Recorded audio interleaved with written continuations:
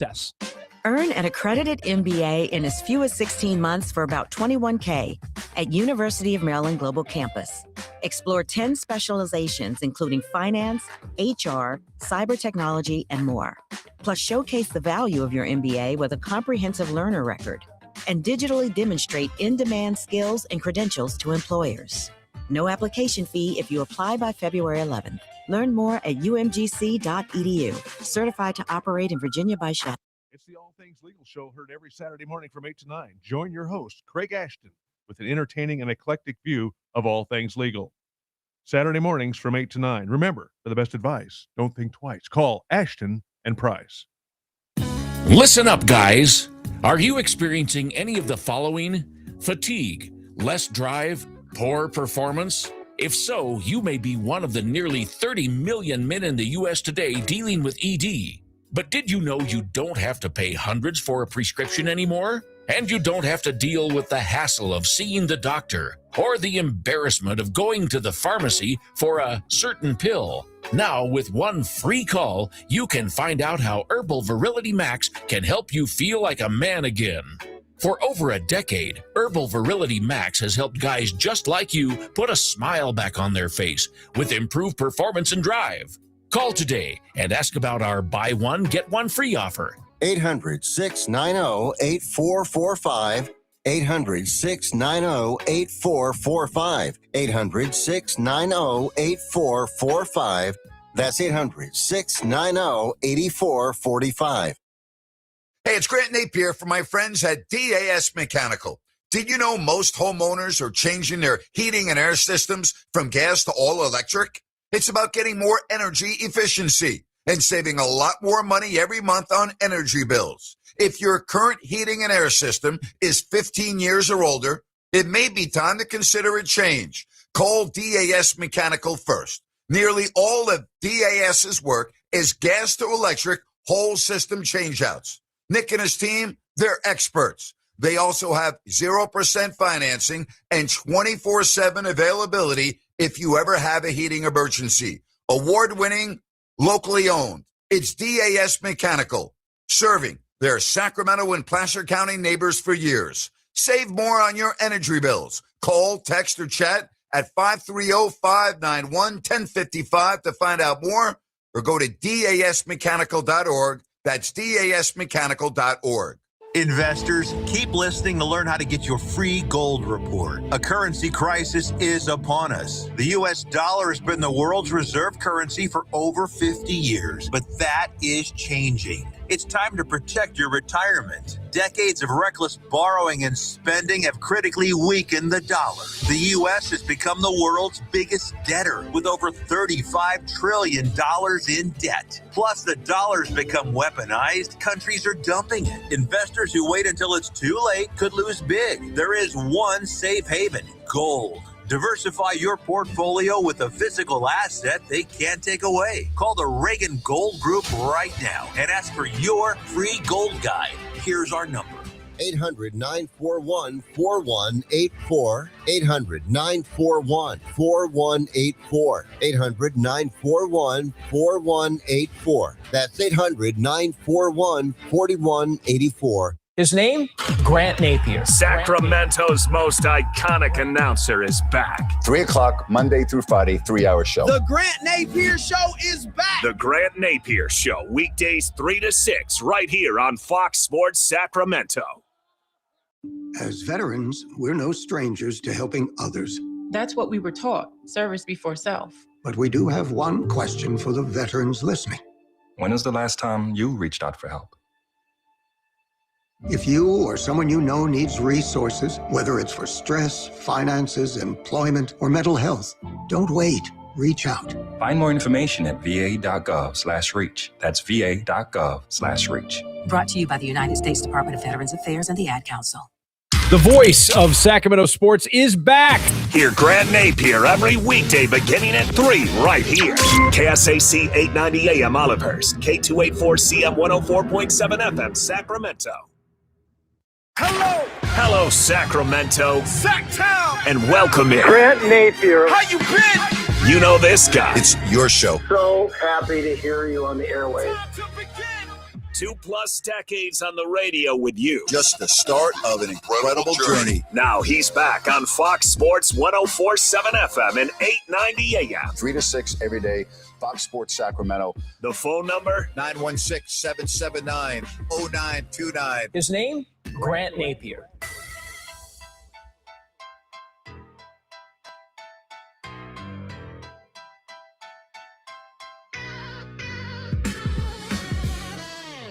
And a good afternoon, everybody.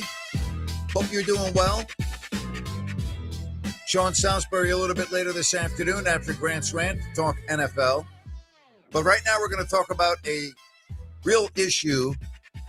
I like to use the word problem. Others like to use the word issue, situation that's going on with the Sacramento Kings, who are near the very bottom in just about every single category in the NBA, including the most important category, and that's wins and losses at 12-36. On the road, they are a putrid 3-20. They had the worst point differential in the Western Conference and almost the worst net rating in the entire league. They've lost 6 in a row. They're an old team. They are a team that has a roster that doesn't make sense. They have a team that added a veteran player of age right at the beginning of the season that didn't make any sense. And as we now get ready to turn the calendar to February this weekend and the trade deadline on the 5th of February, the move of Russell Westbrook makes even less sense to me than it did back on opening day when I told you that it made no sense back then. And I gave you the reasons why it didn't make any sense. And here we are on the 28th of January. And those that understand the big picture for the Sacramento Kings, I think are pretty much in the majority as it relates to Westbrook. This has nothing to do with not liking Westbrook. This has nothing to do with not appreciating Westbrook. This is just the reality of the situation, that it does not make sense for Sacramento. It did not make sense for Sacramento back then. And I have absolutely no idea what Scott Perry was thinking about when he signed Westbrook. And I still don't have any idea what Doug Christie is thinking about by playing Westbrook so many minutes. He's averaging 30 minutes on the season. Doug apparently loves the guy. He can't do any wrong, treats him like God. I mean, we can go on and on and on. It's just ridiculous. And we actually talked a lot about this on our post-game show last night with Ryan in Sacktown and Jerry Reynolds. And Jerry last night made a comment that I have been striving for and asking for a while, but I thought it was interesting to hear what Jerry Reynolds said in terms of what the Kings should do with Russell Westbrook. Well, yeah, I honestly think, and it's tough to say, but I really honestly think if they can't move Russ, they really need to waive him and see if he can pick up with another team. But this team needs to move on.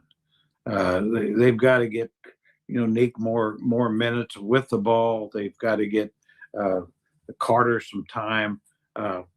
You can lose with those guys, just like you're losing with the roster they got. And having said all that, I'll say this. I can't understand why 3 or 4 of the better teams aren't really trying to get DeMar DeRozan. And we actually, I followed up with that. Well, we assume that. We don't really know what is going on behind the scenes. And then Ryan made a good point to Jerry, and we talked about this, that, if you look at the teams right now in the NBA, this is probably the only team that Russell Westbrook would start on. So it's kind of a catch-22 for him, because if he's not on Sacramento, what would his role be on another team? And we kind of discussed that with Jerry Reynolds. Exactly right. I mean, if he goes to another team, if clearly he was available for the Kings when they picked him up, so they weren't any teams really trying to get him because he signed for a minimum veteran contract. But yeah, any team that picks him up, just like the teams that had him before, whether it's Denver or the Clippers, he was an off the bench player. I would say that would be wherever it would be, it'd be the same thing. The Kings are the only. So for Russell, it's great.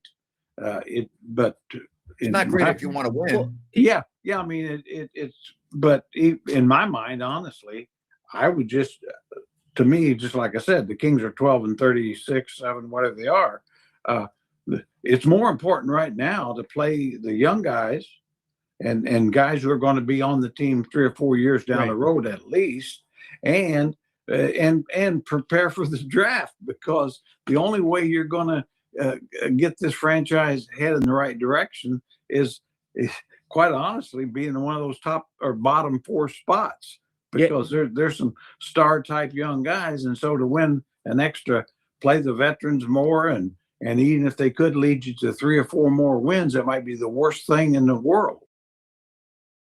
Very well said by Jerry on our post-game show yesterday. And we're going to get into this a lot more on the show today, because I would really love to get your opinion on this at 916-779-0929.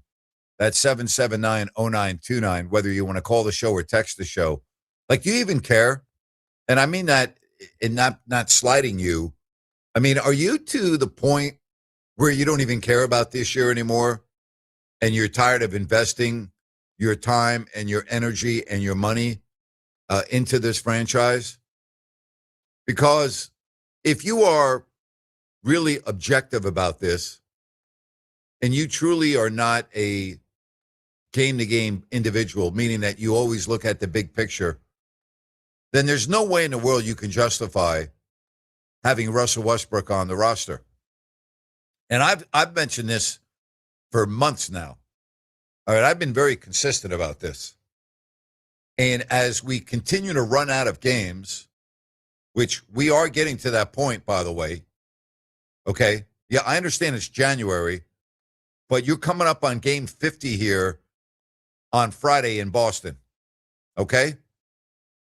You understand that, right? You understand that Friday is the 50th game of the season after you play Philadelphia tomorrow.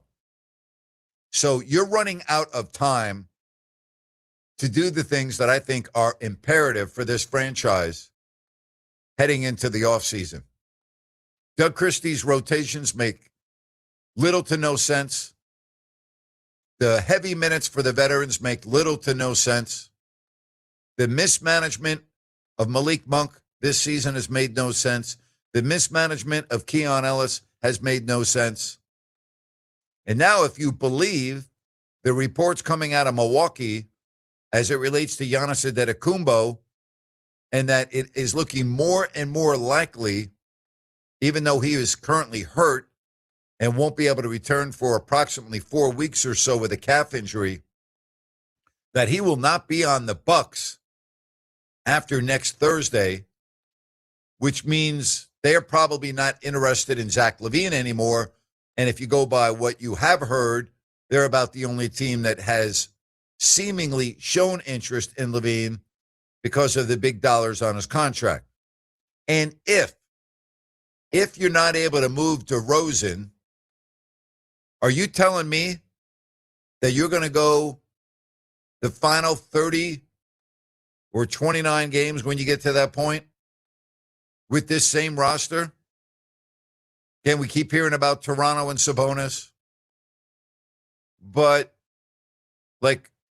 is anyone going to step forward, whether it's Doug Christie or whether it's Scott Perry, and say, we really do need to look at Devin Carter? Or, as we talked about after Summer League and in the training camp, it was very apparent to me, and I said so at the time, that Carter was not basically someone that was looked upon by Perry as part of the future of this franchise. And I'm fine with that, in the sense that when a new front office exec comes into an organization, they have their own philosophies, they have their own player evaluation, they have this and they have that.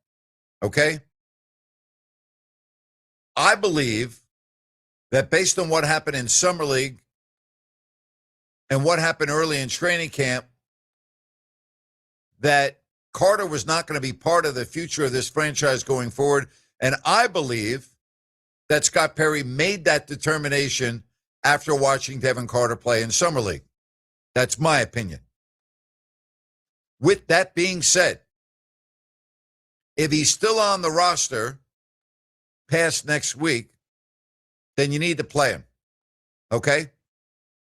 Because as Jerry said, you can lose just as easily with the young guys as you can with the veterans. And you might as well know for sure, instead of making a Davion Mitchell mistake or many other mistakes, which I think Keon Ellis is going to go down into that category if he's not traded before February 5th. It's just a joke. And here's a message on the text line. Grant, why did the Kings draft Devin Carter in the first round but never play him the minutes so he can develop? Westbrook is in his late 30s, isn't part of the future. Watching the Kings is like watching the same movie over and over, knowing the ending. It is mind-boggling. That's from Tom. I've been saying it all year, that it's mind-boggling. I've been saying it doesn't make any sense. I've been saying that having Russell Westbrook play 30 minutes every night and some nights 40 minutes makes no sense. It's so apparent that Doug Christie is so in love with Russell Westbrook and is so enamored with him that he deals and treats Westbrook, like he's the franchise player of the Sacramento Kings. It's unbelievable to me. I mean, it really is. And listen, I acknowledge Westbrook's greatness, his career and everything, but not now, not at age 37. I mean, if you want to be really frank about it, he's killing the Kings every night. If you really want to get right down to it, if you're one of those that really do care about winning and losing at this point in the season, and that's fine if you do. I'm not going to begrudge you for that. I mean, that's why you play the game. It's professional sports. I'm okay with that. Okay, I'm okay with that. If you're one of those people, you have to be honest that Westbrook has been killing the Kings lately. He's been playing horribly. The game that he had at Madison Square Garden was terrible. And there have been many more of those games than there have been good games. And yet you're still going to run him out there and play him 30 minutes? Last night, what did he play, 33 minutes? He's on the floor at the end of every game, chucking up threes, hogging the ball. I mean, it's just unbelievable to me. And yet it's the same thing over and over and over and over and over. And again, you're running out of games here. How many more games are you going to waste playing the veterans 35 and 40 minutes? How many times are we going to talk about this? Pretty soon there aren't going to be any games to talk about. It's an old team. And Jerry said this back in November. Having an old team is fine if you're winning. Having an old team and losing is not fine. It's terrible. So that's where we're at right now. 916-779-0929. That's 779-0929. At some point, you really do have to deal with reality. At some point, you got to wake up and just do it. On our YouTube page, Fox Sports Sacramento, if Russ was signed to play 15 to 20 minutes a night, the signing would make more sense. I don't disagree with this. This is spot on. Jerry is so kind, and this is a usually strong opinion, an unusually strong opinion against the player.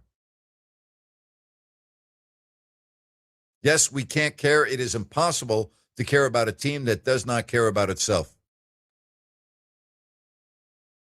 And here's one that I disagree with. At this point, it might be difficult to cut his minutes in half. They're already committed. No, you just waive him. It's not hard at all. You call him into your office and say, listen, thank you very much. We are going to root for you to get on with another team. We have to go in a different direction right now.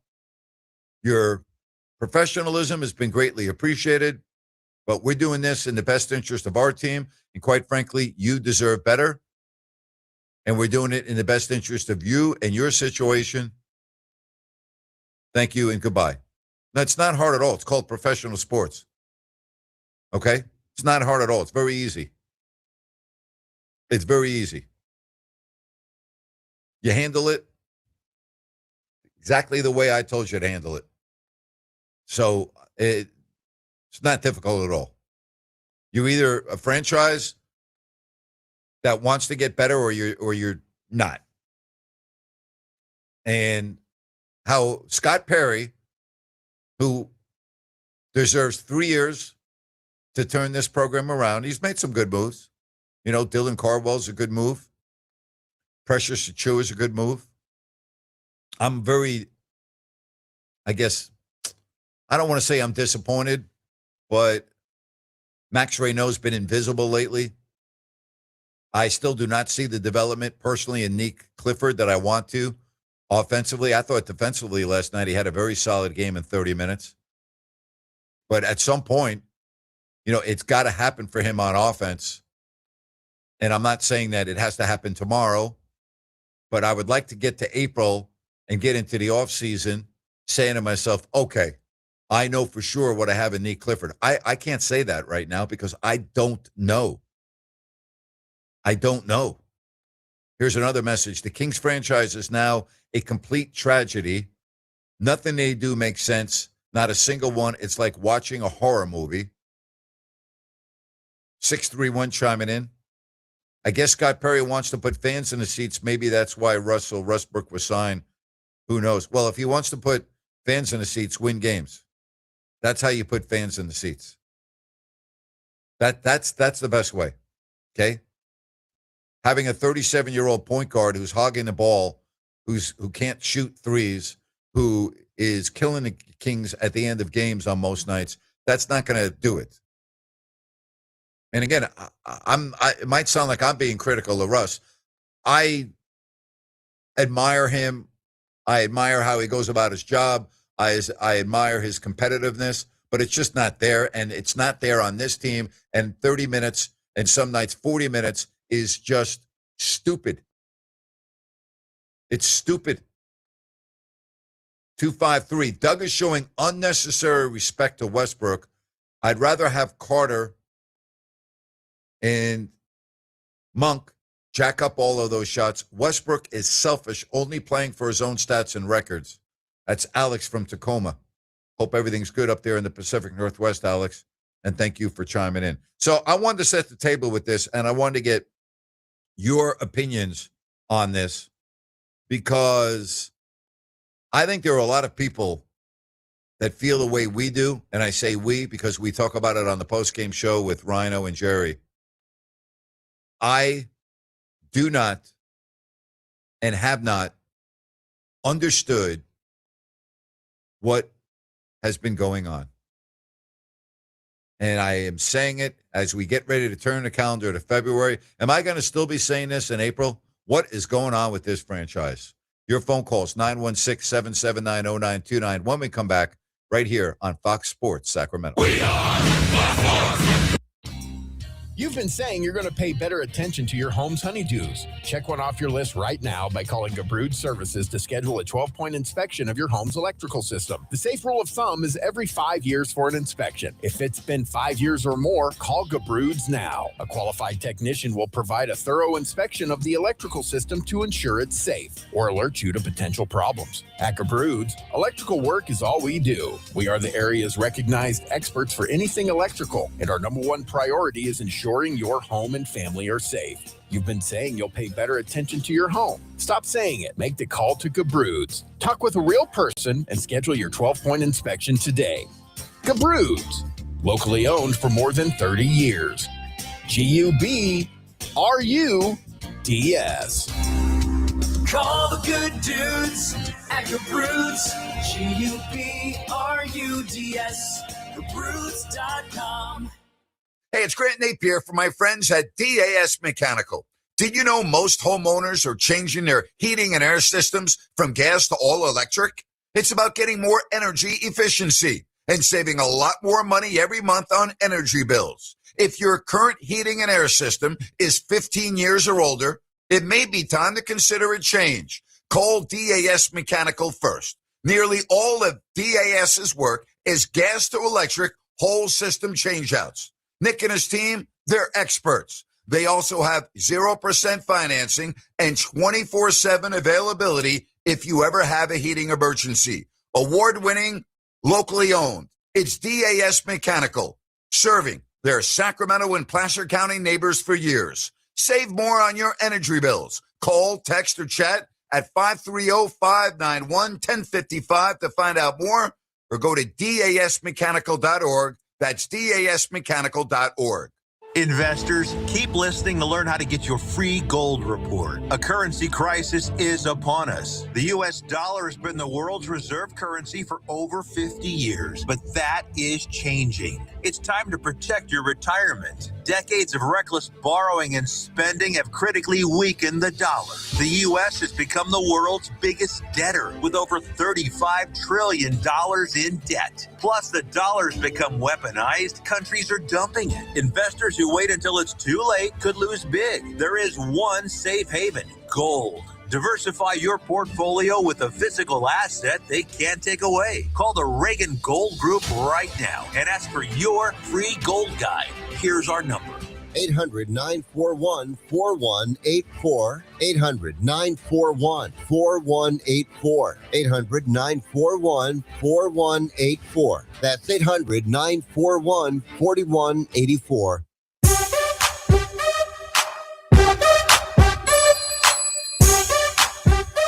916-779-0929, the number to call or text. Don't forget Sean Salisbury later today. Grant's ran at 5 o'clock. And we have phone calls that we want to say hello, and we welcome in Mac to the program. Hello, Mac. You're on with Grant Napear. Hey, good afternoon. How are you? Good, Mac. What's up? So, you kind of wanted opinions about, what we think about the season. And, what really stinks is with an older team, watching an older team lose all the time is there's no hope. There's no, like, for example, if they would just embrace a rebuild and get young, sort of like the San Jose Sharks, it was hard for them to get rid of an Erik Karlsson or Brent Burns. Those are Norris Trophy winners, fan favorites, or Hurdle. But last year, Sharks were on the bottom of the barrel, but you had hope. You could see, boy, this is a fun team. They're losing because they're making tons of rookie mistakes, but there was hope. You had something to look forward to.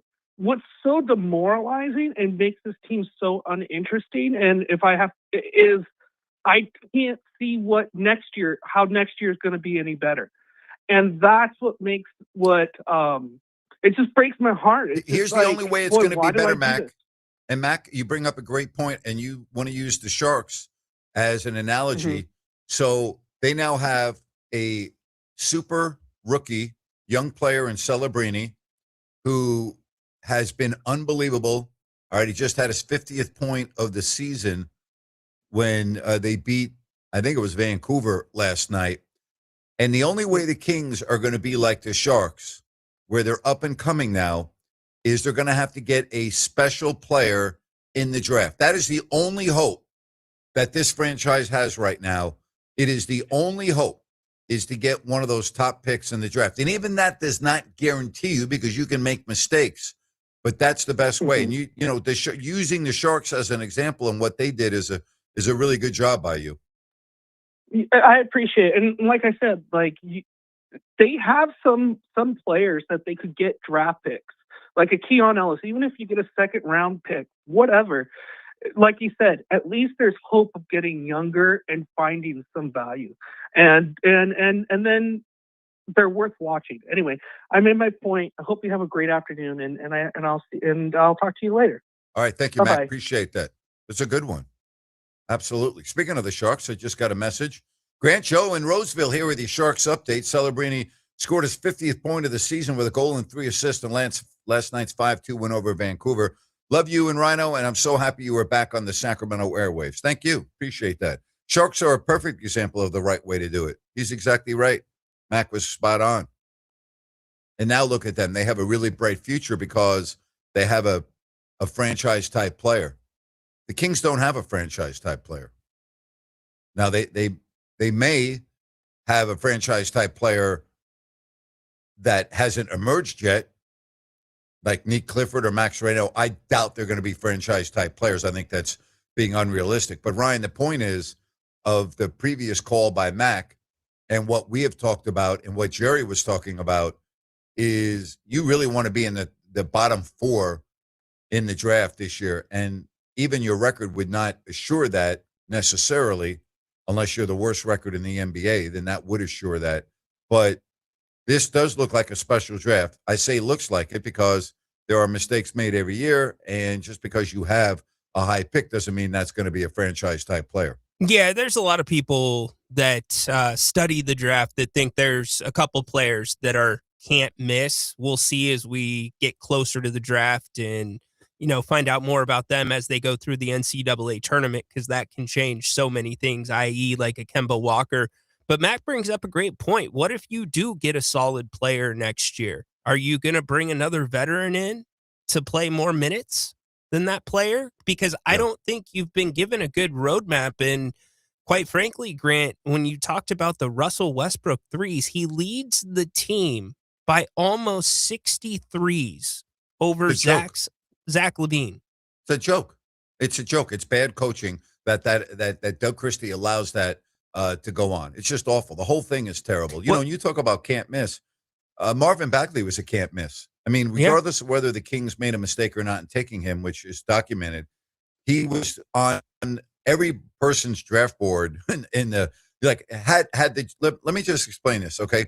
Had the draft gone Luka Doncic to Phoenix, and let's say the Kings did not take Marvin Bagley. Let's say they took somebody else. Let's say they took Trae Young, or let's say they took Marvin Bagley would have been going in that draft no worse than 3rd or 4th.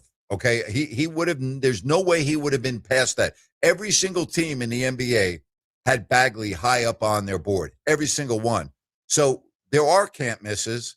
They happen every year in the draft. And just because next year's draft looks very appetizing, the chances of all 4 of those top players being franchise type players is probably very low. It's not going to happen. You might get 3 out of 4. You might get 2 out of 4. But the chances that all 4 do it, I would say it's probably not great. Well, I do know this based off of Scott Perry's short track record here in Sacramento. When it comes to draft picks and young players, he has done very well. Well, you can't say that about the draft yet.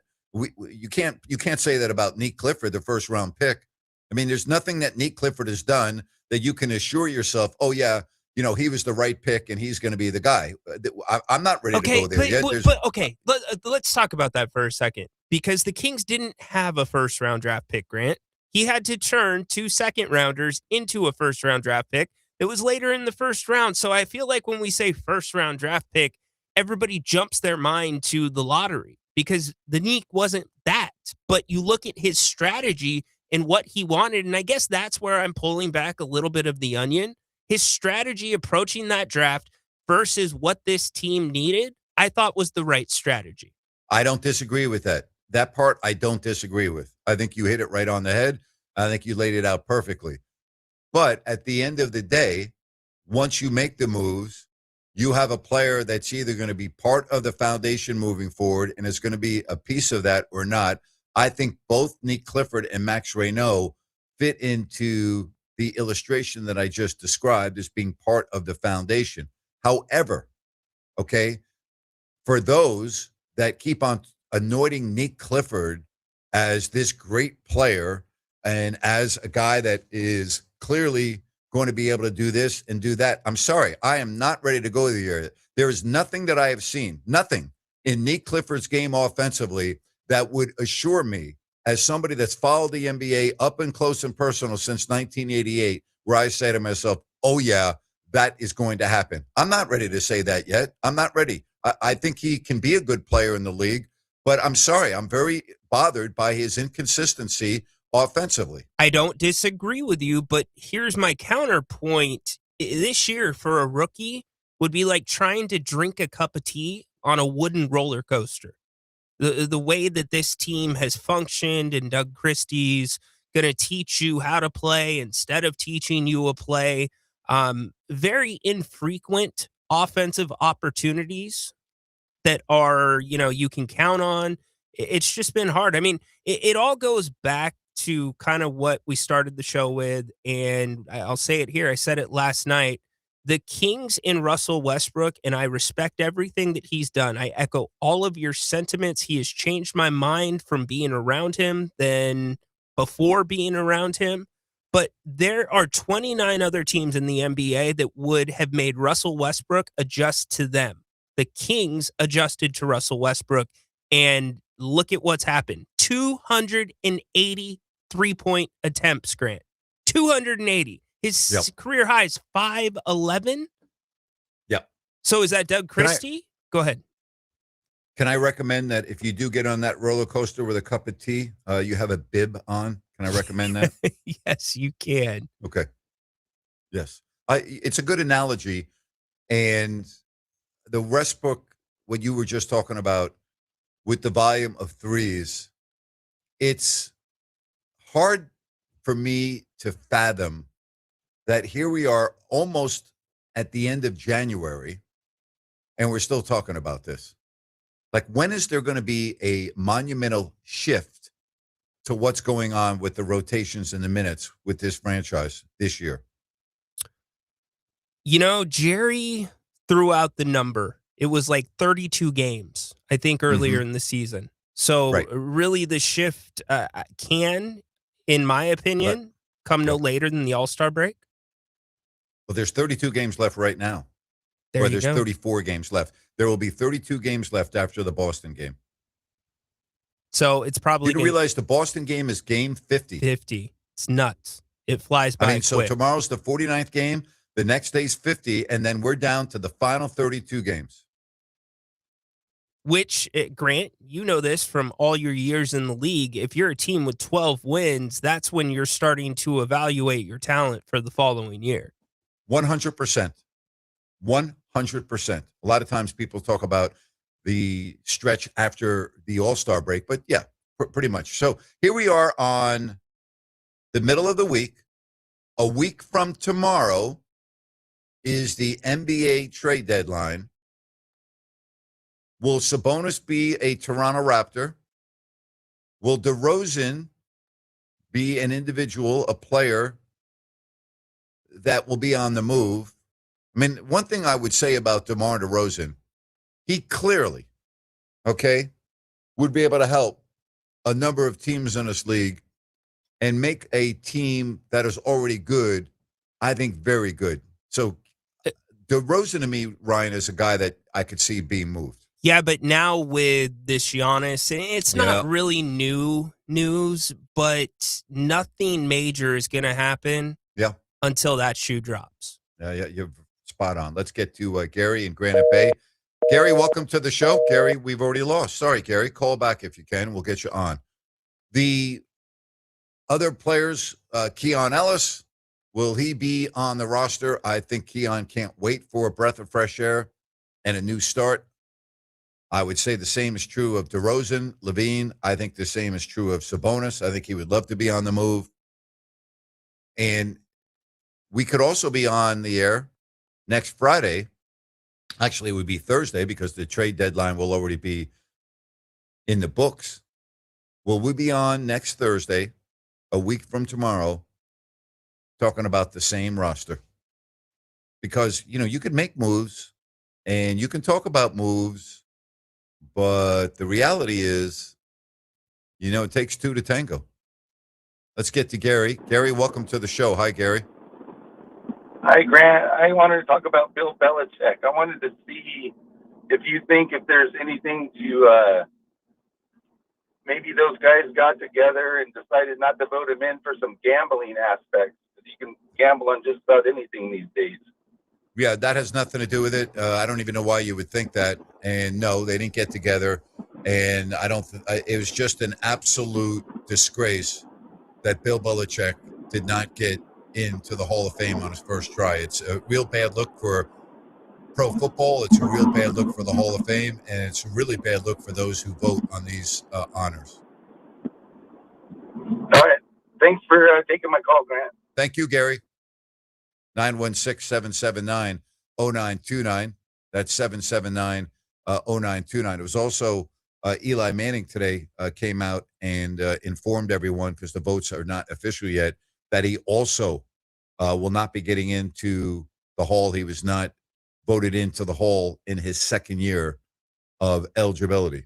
So he'll have to wait at least one more year. It is expected that Drew Brees will get in to the Hall of Fame this year, and we'll have the other names coming out here this weekend. Great. But it will not be Bill Belichick. Yes. How do those that don't get voted in know before those who get voted in?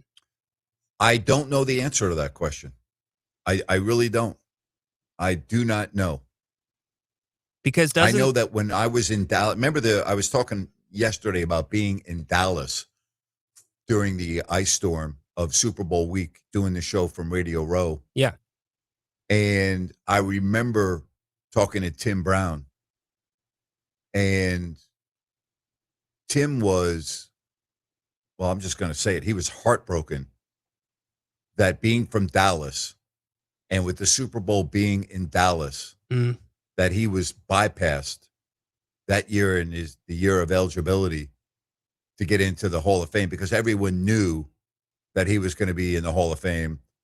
And I personally feel that Tim Brown should have gotten in that year, and it didn't happen, which would have just been icing on the cake for him being from Dallas. But, there are things that you look back on, players that you feel should have gotten in that didn't, had to wait an extra year, extra 2 years. But in Bill Belichick's case, I mean, he's done what no other coach has ever done, and he doesn't get in his first try. It's a bad look. It is a bad look. I'm with you. Yeah. Tom Brady came out and spoke about it today as well. He ripped him. He ripped him. Yep. Said, hey, if I got to play for one coach, and it's going to be Bill Belichick. And Grant, if the Kings don't move Keon, do you think Keon stays if other Kings moves are made, like Domas leaving for young talent? We'll get to that next right here on Fox Sports Sacramento. The new year is here, a fresh opportunity to tell people about your products and services so they know who to spend their money with. Fox Sports Radio has a Mount Rushmore of sports talk talent. Patrick, Cowherd, Gottlieb, and Sacramento's own Grant Napear, and they have an audience you can take to the bank. This is Fox Sports General Manager Kurt Bagelman. Sports Talk listeners are a unique, target-rich group of consumers. They're employed, they earn six-figure incomes, 2/3 own their own homes, and they listen to the radio longer. Let me repeat that. They listen longer, so your commercial message has more opportunity to be heard. It costs nothing to learn how a good strategy and a great schedule could help your business. So call me, 916-779-0914. 916-779-0914. Radio gets results, and we are here to help. Call 916-779-0914. Hey, it's Grant Napear for my friends at DAS Mechanical. Did you know most homeowners are changing their heating and air systems from gas to all electric?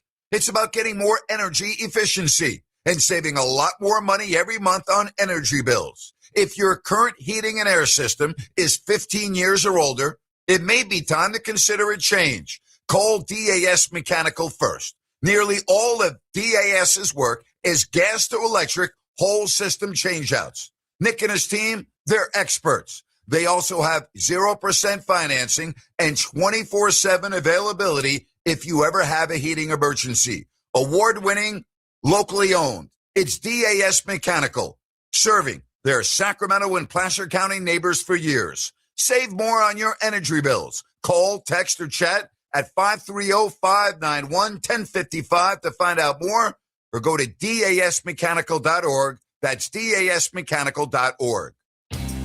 You've been saying you're going to pay better attention to your home's honeydews. Check one off your list right now by calling Gabrud Services to schedule a 12-point inspection of your home's electrical system. The safe rule of thumb is every 5 years for an inspection. If it's been 5 years or more, call Gabrud's now. A qualified technician will provide a thorough inspection of the electrical system to ensure it's safe or alert you to potential problems. At Gabrud's, electrical work is all we do. We are the area's recognized experts for anything electrical, and our number one priority is ensuring your home and family are safe. You've been saying you'll pay better attention to your home. Stop saying it. Make the call to Gabrud's. Talk with a real person and schedule your 12-point inspection today. Gabrud's, locally owned for more than 30 years. GUBRUDS. Call the good dudes at Gabrudes, G-U-B-R-U-D-S, Gabrudes.com. Wouldn't it be great if life came with a remote control? You know, you could hit pause when you needed to, or hit rewind. Like that time you knocked down that wasp's nest. Uh-oh. Or that time you forgot to roll up your windows in the car wash. Fantastic. Yeah, a remote control would have come in handy then. Well, life doesn't always give you time to change the outcome, but prediabetes does. With early diagnosis and a few healthy changes like managing your weight, getting active, stopping smoking, and eating healthier, you can stop prediabetes before it leads to type 2 diabetes. It's easy to learn your risk. Take the 1-minute test today at doihaveprediabetes.org. Life doesn't come with a remote control. Yikes! So you're on your own with the wasps. You have the power to take control of prediabetes. Visit doihaveprediabetes.org today. That's doihaveprediabetes.org. Brought to you by the Ad Council and its prediabetes awareness partners.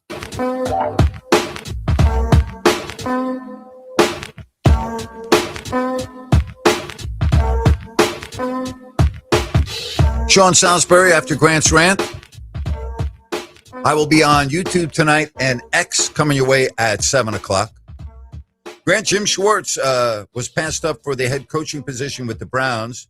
There are people who are saying he pretty much resigned. What's going on in Cleveland? Well, he had 2 interviews, and he did not get the job. Todd Monken got the job. He was under the impression that he would be the next head coach, and from all reports, he's extremely upset and doesn't want to be in Cleveland anymore. He'll get hired as a coordinator. I mean, he's very, very good at what he does. So, I mean, I could see it maybe being a fit with the 49ers or another franchise that needs a really good mind on that side of the ball. But, yeah, I guess he's thought he was the guy, thought he should have been the guy. And they went with Todd Monken, an offensive coach, an offensive coordinator, comes from Baltimore to Cleveland. And that's the way they went, right? Jalen Brunson and Josh Hart may be doubtful for the Knicks against Toronto tonight from Patrick. Patrick, I don't want to break your heart. I don't care. Okay? Like, I don't care. But I know you do. You're a Knicks fan. But thank you for that. Speaking of questionable, doubtful, whatever, Russell Westbrook is questionable for the game tomorrow. Okay? Just putting that out. Speaking of what we were saying about Bill Belichick, did you hear what Jimmy Johnson said? That he had already chartered a jet, was planning on going. He said, I'm not going this year. I'm not going. You don't expect me to be at the Hall of Fame festivities. Love it. Jimmy Johnson actually put out on X 11 hours ago, if they are using the excuse of Spygate, that's ridiculous. Many teams, including ourselves, tried it. Howard Mudd at Kansas City, who later coached for Bill Polian and Tony Dungy, gave us the idea. He was the best. We didn't get anything and stopped, but many teams gave it a try. Jimmy Johnson extremely bothered by the fact that Belichick did not get into the Hall of Fame on his first go-around. How could you not? How could you not? I mean, yeah. How could you not? By the way, Rhino, we always talk about like weather and like exploding trees, right? Right? Remember last week we got into the exploding trees with the big storm that went through much of America? How could I forget? Okay, well, let me read the headline in the New York Post for you, okay? Deadly bomb cyclone headed straight for New York City and could batter the Northeast with even more snow and colder temps. Do you know what a bomb cyclone is? I've heard of them, but I don't know what they are. Okay. It's a weather pattern that basically involves very strong, intense winter storms that are usually formed over the ocean, and they rapidly build up. The word that I'm reading now is deadly power. All right. So strong winds normally accompany the bomb cyclone, and The temperatures will be very, very cold. And one of the meteorologists in the New York area said, quote, regardless of the storm track, it will likely be a blustery day on Sunday, especially from the city on east and south. And as bad as bomb cyclone sounds, it's not as expected to be as bad as the winter storm Fern. You got to name the storms now that just came into the area over the weekend. How does that process work? I know they go through the alphabet, but I don't know how they pick the name. How you pick the name? Yeah. Wouldn't you, like, if your name is Fern, right? You want your name associated with a store. You know what I mean? Have you ever thought about that? Like, okay, like if the next hurricane comes through the Caribbean, do you want it to be called Hurricane Ryan? No, I definitely do not. But I also would never want my name to be Fern. Like Gertrude doesn't want any. If anybody out there is listening whose name is Fern, the name is to complain is Ryan, not Grant. Okay. My bad, Fern. Is the phone ringing? No, we're good. So I just, that would be Ryan. That would be my Jack Youngblood story. You heard that one, right? Yes. Where we were announcing the very first Canadian Football League game in Sacramento, and the Gold Miners are playing the Calgary Stampeders, and their quarterback is the great Doug Flutie. And so it's the first ever game of the Canadian Football League at Sac State is where the games were played. And it's a hot day. I mean, hot, over 100 degrees, 6 o'clock kickoff. And they just had the national anthem, and the Sacramento State Choir was singing the anthem, and the gals were in long green gowns, and the guys were in black tuxedos. And I'm doing the game with Jack Youngblood. And we do our open, and we come back after the commercial break while the national anthem had been playing. And we come back, and we're in the booth, and again, the game's on TV. Go, welcome back, everybody. Grant Napear and Jack Youngblood. And Jack goes, oof, man, is it hot up here? And I said, well, Jack, it could be worse. You could have just been on the field singing the national anthem in a black tuxedo. And he says, and I'm quoting, Grant, let me tell you, and I can't duplicate a Southern accent, so forgive me. Grant, let me tell you something. I'm up here sweating like a fat girl. And I look at him, and I wait about 1 to 2 seconds with silence.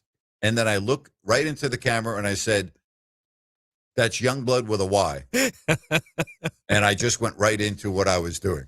I was going to say, you have to let it breathe, right? I did let it breathe. I looked at him, paused for like 2 seconds, looked into the camera and said, folks, that's Youngblood with a Y. How about that? I bet you people back then would have laughed, and it saw, that was a funny moment. Today, oh my gosh, quite the opposite. All right, so I love sports fans that are like, they're going to go to the game no matter what. From the 530, Grant, I have a personal hockey story for you. In the 90s, I used to listen to you a lot on the radio. In fact, I always have. So after listening to you on one of your segments on your old radio station, I decided to go to my first ever hockey game. And on the way there, my truck broke down on Interstate 5. About 4.5 miles from the arena, I was not about to miss the game. San Jose Sharks versus the Chicago Blackhawks. I'll never forget it. I walked at 4.5 miles, got there on time, and had one of the best times of my life. Getting home was a whole different story. Anyway, thank you for the inspiration. I now follow hockey since the 1990s. Thank you for that. Well, I'm happy that you were that dedicated to go to the game. Here's one for you, Ryan. Do you know the answer to this? Why do they name hurricanes after women? Right? I'm not going to read the rest of it, but why do they name hurricanes after women? I don't know the answer to that. What I do know is that we have not had a Hurricane Grant other than on the radio or a Hurricane Ryan yet. That I do not believe we have had. I'm pretty confident in making those assumptions. I don't recall a tropical storm or a Hurricane Ryan. I don't believe so. I think there has been a Ryan. Has there? Yes. Look it up. Google it. I will Google it. I mean, really? Yes. I think there's been a Ryan. Is that right? Yeah. So they do have both the male and female names. Is that what you're telling me? Ryan can go both ways. I know female Ryans, believe it or Yeah, not. you know what? That's actually a really good point. Yes, they can. Good point. You're right. You're right. You're absolutely right. So I still want to know, though. I want you to look it up and tell me if you know that there has been a tropical storm or a hurricane named Ryan in the past. However you spell it, however you would spell it, I would like to know that. Yes, there was 2 storms named Ryan. Okay. Matter of fact, according to Wikipedia, there was Typhoon Ryan in 1992, and then in 1995, another Typhoon Ryan. Am I good with Grant? There's been no tropical storm or hurricane Grant. I think I'm good, right? I'm checking next, buddy. Okay. All right. While you do that, I want to tell you about Village Financial Group and Spencer Grimmenstein, who I've known since 2000, owner, broker of Village Financial Group. And with the expected rates to come down, the housing market could very well take off. It will be a buyer's market. There will be a lot of bidding on homes, and they'll go fast. And the bottom line is to get ready now for all of that. And you want to have an experienced broker. You want to have somebody that you can trust who has done this for a long time. And that's where Spence comes in. And also keep in mind, he is very creative when it comes to financing, and he has access to private money, which will expedite the process so that you close on your loan. Call or text Spence at 916-805-4868. That's 916-805-4868. And Spence has thousands of listings for you to peruse around Northern California. You can also go on the website, vfgloans.com, and see for yourself. Again, experience, trustworthiness. You talk about a individual that knows about financing, who's very creative, and he's a specialist. That is Spence at Village Financial Group. It makes sense to call Spence at 916-805-4868. Village Financial Group, looking out for your best interest. Grant, is Eli Manning a Hall of Famer removing his 2 Super Bowls? Is Eli better than Marino stats-wise? Marino, who didn't win any Super Bowls, in the Hall of Fame. You know, would you stop talking about, like, if you removed it? I mean, stop it. Would you? Eli Manning's 2 Super Bowls, he wasn't good. He was great. He was flawless. He was perfect. Okay? And as far as, was he better than Marino? No, he wasn't better than Dan Marino. Okay? Like, that's stupid. And can you stay on topic? We're talking about storms here. This text is a storm. Cyclone Grant. Oh, my God. In 2011 to 2012, the system affected Australia. Cyclone Grant in 2025, identified as an intense tropical cyclone in the southwest Indian Ocean during the 25-26 season. Wow, it went right over my head. I did not know that. Huh. How about that? Love that. Should we add storms? So I'm a typhoon and you're a cyclone. I'm a cyclone. Would you rather be a typhoon or a cyclone? Cyclone sounds much better than a typhoon. There was a wrestler called Typhoon. Oh, my God. How did we get on this topic? Help me. But anyway, is Eli better than Marino stats-wise? It doesn't matter whether he would be better stats-wise because there's a different era. Eli played in a more of an offensive era of football. Dan Marino is one of the best quarterbacks to ever play. And the fact that he won a Super Bowl or didn't win a Super Bowl, in this case he didn't, does not at all diminish from what a great quarterback, as the same thing you would say about Dan Fouts and many other quarterbacks. Just doesn't. All right, 1 hour in the books. We'll come back. We will get to more of your phone calls, more of your text messages. Rolling right along here on Fox Sports Sacramento.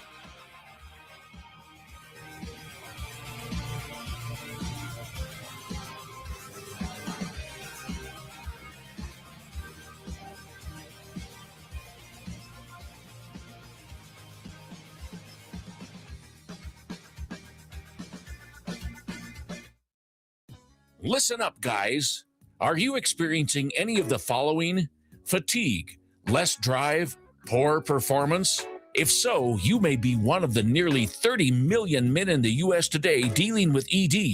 But did you know you don't have to pay hundreds for a prescription anymore? And you don't have to deal with the hassle of seeing the doctor or the embarrassment of going to the pharmacy for a certain pill. Now, with one free call, you can find out how Herbal Virility Max can help you feel like a man again. For over a decade, Herbal Virility Max has helped guys just like you put a smile back on their face with improved performance and drive. Call today and ask about our buy one, get one free offer. 800-690-8445.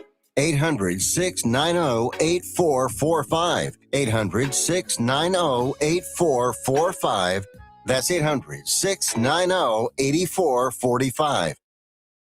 Okay, we are running a car drive right now to help veterans all across America. So if you have an old car, truck, or van, even a motorcycle or an RV sitting around, you can right now give it away and help the vets. They really need your help. And your car will help support the vets and their families. And guess what? You even get a tax donation. Plus, we'll even come and pick up your car for free. And all you've got to do is pick up your phone right now and make a free call. Now is the perfect time to do something good for the vets. Give back to the vets right now for all they've done for this country. And your old car can really help them. So call the Veterans Car Donation Program right now for free pickup of your vehicle. Help the vets and help your taxes at the same time. Call right now. 800-598-0539. 800-598-0539.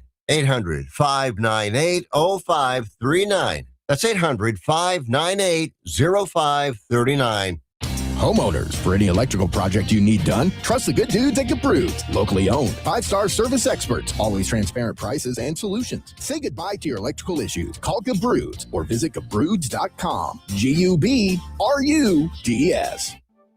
You took the first step and quit smoking, but even former smokers may still be at risk for lung cancer. That's why SaveByTheScan.org wants you to know about a new low-dose CT scan that can detect lung cancer early. It takes only 60 seconds and could save your life. You took the first step, now take the next. Visit SaveByTheScan.org for a simple quiz to see if you're eligible and talk to your doctor about screening. SaveByTheScan.org is brought to you by the American Lung Association's Lung Force Initiative and the Ad Council. Tell your friends. Grant's back. Grant Napear is back on the Sacramento airwaves right here. KSAC 890 AM Olivehurst. K284CM 104.7 FM Sacramento.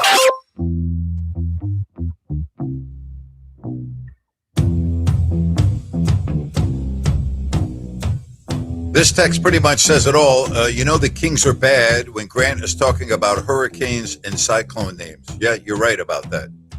Yes. Yes. All right. So, your bold prediction of the daytime, Rhino. Let's assume that Giannis Antetokounmpo will be traded between now and next Thursday. Give me the team that he ends up on. Ooh. It's going to be in the state of New York. It's either going to be Brooklyn or the Knicks. Boy, I think that would be a disaster to go to Brooklyn. How about you? I'm going to say Warriors. Wow. Yep. How? I'm going to say they're going to want to have one last hurrah with Steph Curry. Can they do it? Can they pull it financially? I'm just throwing it out there. Okay. So You go Brooklyn, New York. I'll go West Coast. All right here. All right. Again, give me a call. What do you think? As we have the trade deadline coming up next Thursday, who on the roster of the Sacramento Kings will be gone between now and then? 916-779-0929. I'm going to say that I think Domantas Sabonis will be gone and Keon Ellis will be gone. That's what I think. What do you think? Again, 779-0929. That's 779-0929. Grant's Rant coming up in an hour, followed by Sean Salisbury. Looking to all of that. And we get down to San Diego with Rich. Rich, how are you today? I'm doing great, buddy. How are you? I'm very well, thank you. I've been enjoying your show since you came on the air today. I've been listening to it, and we guys started talking about the hurricanes and names and all that stuff. I got to share it with this information with you. My mother-in-law came over when she was 21 years old from Nicaragua, right? Yep. And her name is Ophelia. And in 2017, they had Hurricane Ophelia came in. And I'll tell you what, you didn't want to mess with Ophelia. Oh, yeah. I got you. Oh, you can imagine the story. My wife her mom is from Nicaragua, and her dad is from Ireland, right? So the combination, right? And I tell you what, just seeing them interact, and that he'd always have to calm her down because she was like a hurricane coming through. So there you go.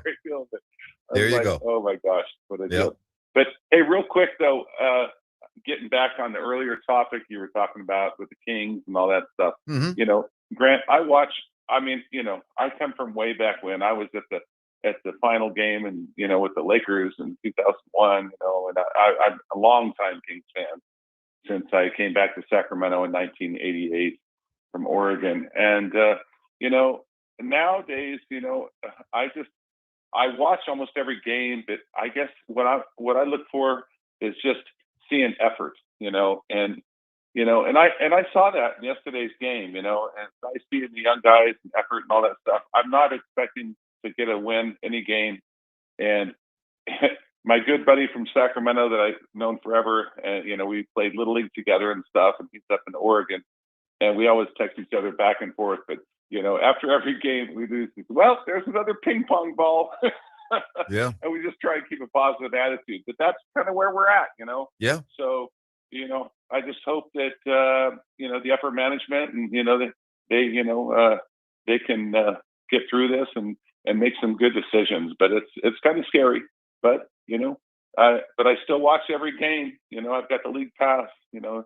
And so hopefully so it doesn't bother me when they lose a game. But it's just I always like to see that there's still effort and there's a growth thing going on with the young guys. Seeing them get ahead and their training and such. So anyway, appreciate it, Rich. Just wanted to give you take care. Yep, yeah. Good hearing from you. Yeah. Bye-bye okay. now. You too. Okay, buddy. Bye-bye. All right, let's get to Bill in Citrus Heights. Bill, welcome to the show. Hello, Grant. First of all, I'm willing to take my smack down when I said that talked about coaching was the edge that Denver had against the Patriots. Okay. All good. I'll take it. I thought, but it happens. We made a dumb decision. All good. My other question is, I remember in your past, you used to interview Scott Pollard about players, and he seemed to be so insightful. Now, maybe that's just normal knowledge that he had, or was he really good at that? Or he was very good at that. Seemed to have. He's very good at that. He's been right almost every single time. He has not been right 100% of the time. He was not right on Marvin Bagley, but he hit it on Thomas Robinson. He told everyone about Ben McLemore before the draft. He said the same thing to me about, I'll tell you this story. I was watching with Scott at the JW Marriott Sports Bar in Indianapolis I'm sitting with Scott. We're having dinner, and we're watching an NCAA tournament game with Jimmer Fredette. And Jimmer was playing and starring for BYU, College Player of the Year, All-American. And I made a comment in a positive fashion about Jimmer, and Scott said, I would never draft him. I'm like, what are you talking about?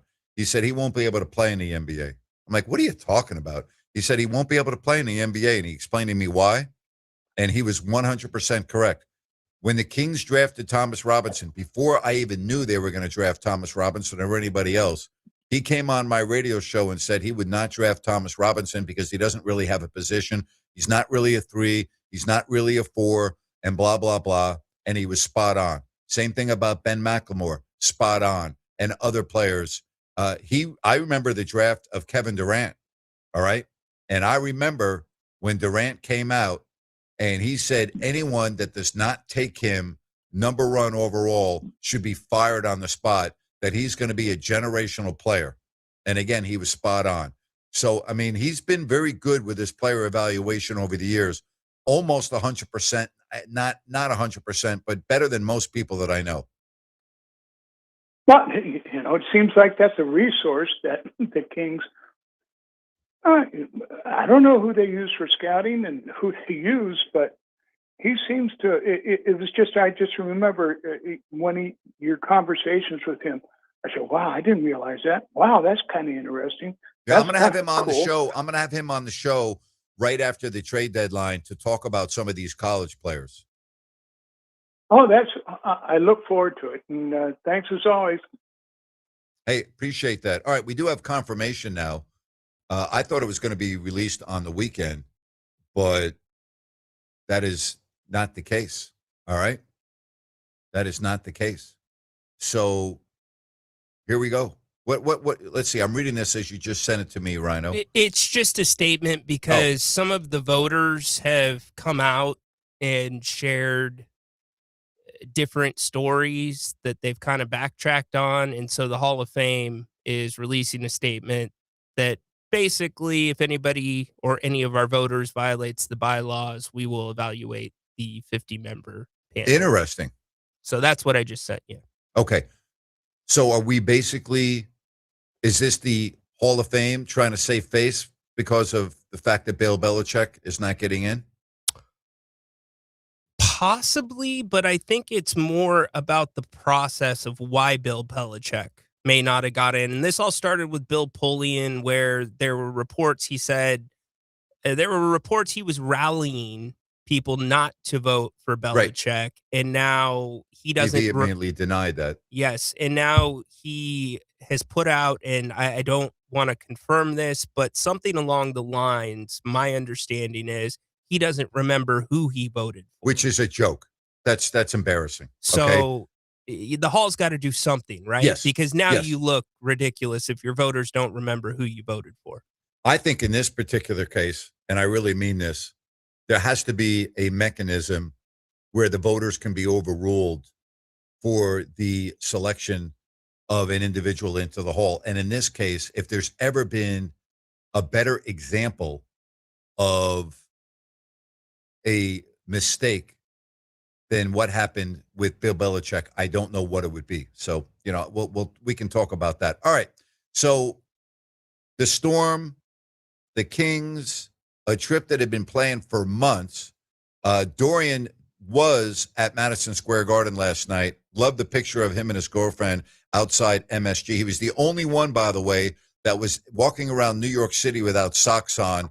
But that's okay. He's with us here. Dorian, I'm so happy. I asked Ryan before you left, I said, did Dorian, is he going to be able to get to New York? And he said, I will text him and find out. And when I found out that you were on your way to New York and you were going to make it, I was thrilled for you, my friend. I was thrilled for you.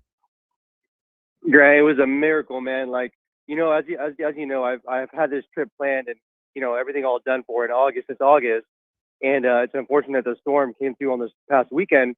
But our original flight out of Sacramento was at 5 a.m. and it got delayed a couple hours heading to Phoenix. So we get to Phoenix at around 7:30, 8:30 Pacific time or Arizona time. And man, delay after delay after cancellation after cancellation. I mean, we were at the Phoenix airport since 8:30 Arizona time. We didn't leave that airport till 8:30 p.m. Arizona time, and we thought it was Wow. done because there was just no way we were going to be able to get to. Like every flight was being delayed, and it wasn't even like a weather issue. It was a lack of staff from all these Yep. different airlines. Yep. And we were flying American Airlines, and they just couldn't find captains. They couldn't find pilots. They couldn't find flight attendants. And I was like pretty sad to the point where I was like almost gonna cry because I've been really trying to, see the Kings at Madison Square Garden. I just really wanted to sit in Central Park, and I don't even know how it happened, but we got to our hotel room, and I looked on Delta, and there were 2 tickets available for the next morning, flying out at 6:15 a.m. And I booked those last 2 tickets for myself and my girlfriend. And when we got there, the flight got delayed.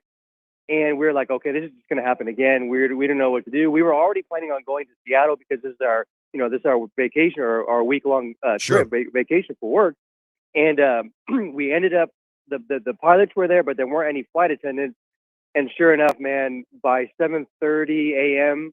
Phoenix time off Delta, the only flight going out to JFK was Delta that day, and we were the only 2 tickets left. And I don't know how it happened, but I was able to book those tickets, and we landed at JFK around I don't know 3:00, and we stood at the gate for another 45 minutes to an hour because there were a lot of planes that hadn't left yet, and we just once we got out of the plane, we just kind of hurried out to JFK, and luckily enough, we met this elderly woman that was sitting next to us. We make friends, we're pretty social, and she wasn't comfortable taking the train. So we just got an Uber. We shared an Uber. We got dropped off at our hotel, man, and got a quick little dinner, and we just walked to MSG. But man, that experience was just awesome. Like seeing, like New York people are just so passionate when it comes to their sports. Like it was just awesome, kind of experiencing that.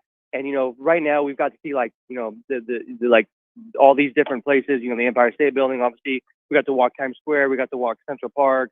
We're here we got to watch the Chelsea Market and just experiencing New York. And personally, I love the cold weather, so I'm a snow weather kind of person. I was wearing socks in my photo. They were just ankle socks. So you could see my ankles. But I do have a couple layers on. I got a coat on and a jacket. But I enjoy the cold weather, Grant. So it's just really cool to be here in New York. So tell me your reaction when you walk into Madison Square Garden and you come out from the concourse and see it for the first time. It was just incredible. Like the light show, like the lights, just the different floors, like the people, like the personalities, just like, I'm a pretty observant person, just like hearing conversations and like the in-game experience at Madison Square Garden is really top notch with like the music they play, with like the in-game entertainment. It's really comparable to Golden One. I would say it's probably a little bit better. But I mean, just so many passionate sports people here in New York, which is incredible. I mean, the place was just full. Like there wasn't a seat available at all on a Tuesday night. And just to go watch my favorite team, being a lifelong Kings fan, I don't care if they lost. Obviously I would have loved for them to win, but like just like seeing that experience, watching Jalen Brunson and the New York Knicks, like, and just walking out, like, and being in the cold weather, that whole experience, man, it was just awesome. Like, I'm really, really grateful that we're getting to experience this. And I think we're going to leave on Saturday, so we still have a couple of days to go. Maybe go check out Brooklyn, but just to go watch my favorite sports team, the Kings, who I've been a lifelong fan my whole life, man. Win or lose, I'm really, really happy for you. If you want a really good dining experience that is fun and New York to the bone, go to Carmine's. Go to Carmine's on 44th and Broadway, which is right in Times Square. So it's on 44th Street and Broadway, Carmine's Restaurant. Go in there, and I'm just telling you, go in there with an appetite. It is New York to the core, and it is Italian-style food that is beyond comprehension. You won't be able to eat it all, so don't think that you will, but you can get it to go and bring it back to your hotel if you want. Check out Carmine's for either lunch or dinner. It is unbelievable. And if there are no tables available, then try to find, an area at the bar and just sit at the bar and talk to it's freaking awesome. It is absolutely awesome. It's so great that if you and your girlfriend go there and you are disappointed and you don't like it, I'll reimburse you for your meal. Okay. Thanks, Grant. You don't have to do that, man. I'm sure. I know, we'll but I'm love just it. telling you that's my guarantee. Okay, perfect. Yeah, we've already met some friends here and stuff like that. Actually, funny enough, I ran into someone that I went to college with at Sacramento State, and it was really, really cool. Like, obviously it's a big world, but sure enough, you're always going to see somebody. But we hopefully I'm able to see Patrick. Obviously, Patrick's a big contributor to your show and to your podcast, Grant. Yep. If you don't like that post-game show, so hopefully I'm able to meet up with Patrick tomorrow. But nonetheless, Grant, it's just been a really cool experience. I'm really grateful to be in New York, and I have a really appreciation for the people that live here, the people that are passionate about their sports teams, and just being in this kind of unique environment. It's really amazing. I'm just really happy I got to watch the Kings and Knicks play. Well, I'm so excited for you and your girlfriend that you made it. I was pestering Ryan, and he goes, "I'll find out." I'm like, "Find out if Dorian made it." Like, I've been thinking about you. We were talking about you on the show yesterday, being at MSG. Of course. We are absolutely thrilled for you, and you have a great week in New York, okay? Thanks, Grant. I appreciate it, man. I've been thinking about you guys, you and Grant, the show, and you and Ryan and the show, and all the community members. Obviously it's all love, and I love Sacramento, and I love supporting you and Ryan. You guys have done some amazing work here for the community, obviously, and I just really appreciate the support. And win or lose, it's always Kings, man. It's always Kings. Well, here's what we have for you, because we love kind gestures, and we know about your character, and we know what you're all about. So it didn't surprise us about you telling the story about accompanying the elderly lady and helping her out with the Uber. So we have a $100 gift card for you to use at Bennett's when you return. All right. So that is our gift to you for your nice gesture. We're going to do the same for you. And that is waiting for you when you come back to Sacramento here. Okay. As always, Grant, it's all love, man. I always support you until the day I die. And we love you. We love Sacramento. We love the Kings. And, we all appreciate your sponsors and everybody that supports you. But we're really grateful, man. And we're really grateful to be here in New York. And we can't wait to get back to Sacramento. And, but nonetheless, I'm very appreciative. I'm very grateful. And if you're listening, Grant, just please continue supporting him. We want the show to continue being here for Sacramento for as long as it's available, as long as it's possible. And whatever it is that we can do for you, Grant, we're always there to support you, man. It's always Thank love, you, Dorian. it's always love, and always Sacramento Kings, man. Thank you so much. Appreciate you, buddy. Talk to you soon. Take love care. You, Grant. Love you, Ryan. Yep, love you too, man. You're great. How awesome is that? What an attitude, huh? What an attitude. I mean, Ryan, it took him like over a full day with all of the delays, all of the nervousness, apprehension, to a point where they were like, man, we may have to just go to Seattle for the week. And the perseverance, and it was almost like fate that he got the last 2 tickets on that Delta flight, and that the plane eventually left and got to New York in time for him to quickly get to the hotel and then the Madison Square Garden. How awesome is that? It's perfect. Yeah, it is perfect. Yeah. It's perfect. Yeah. And Dorian is just, some people say it, others do it. He's a doer, and he's vulnerable. He's honest. He's the best. Wears his feelings on his sleeve. And Grant, what would you expect? Anything less from his girlfriend? She's in the chat. I'm the girlfriend. Thank you, Grant. I can't wait to try Bennett's. I How about that? I love it. Hey, I forget, I don't know her name, so I apologize for not knowing your name, but go to Carmine's on 44th and Broadway. It is my favorite restaurant in New York. I used to go there with my father and my brother all the time, and others when I was in New York City. It is great. And I've never once had anyone go to Carmine's and tell me they didn't love it. Okay? So it is fabulous. Dorian, getting a lot of love. Awesome job, Dorian. Another one. Awesome, Dorian. We are so glad you're having a great time. Every single one of us, great stories. You know what else is great? DAS Mechanical. And, we talk about like the changes, and we talk about technology, and we talk about like what a lot of folks are doing. Well, when it comes to heating and air, I'll tell you, and I learned this recently, that a lot of homeowners are changing their heating and air systems from gas to all electric because you want to become more energy efficiency. You want to save money on your energy bills. Hey, if your current heating and air system is 15 years or older, hey, you know what? It may be time to consider a change. And that's where DAS Mechanical comes in for you because what do you want? You want it to be done right. You want experts, and you want a company that has been doing this and does it at a top shelf rate. That's DAS because their work, nearly all of it, folks, is gas to electric whole system changeouts.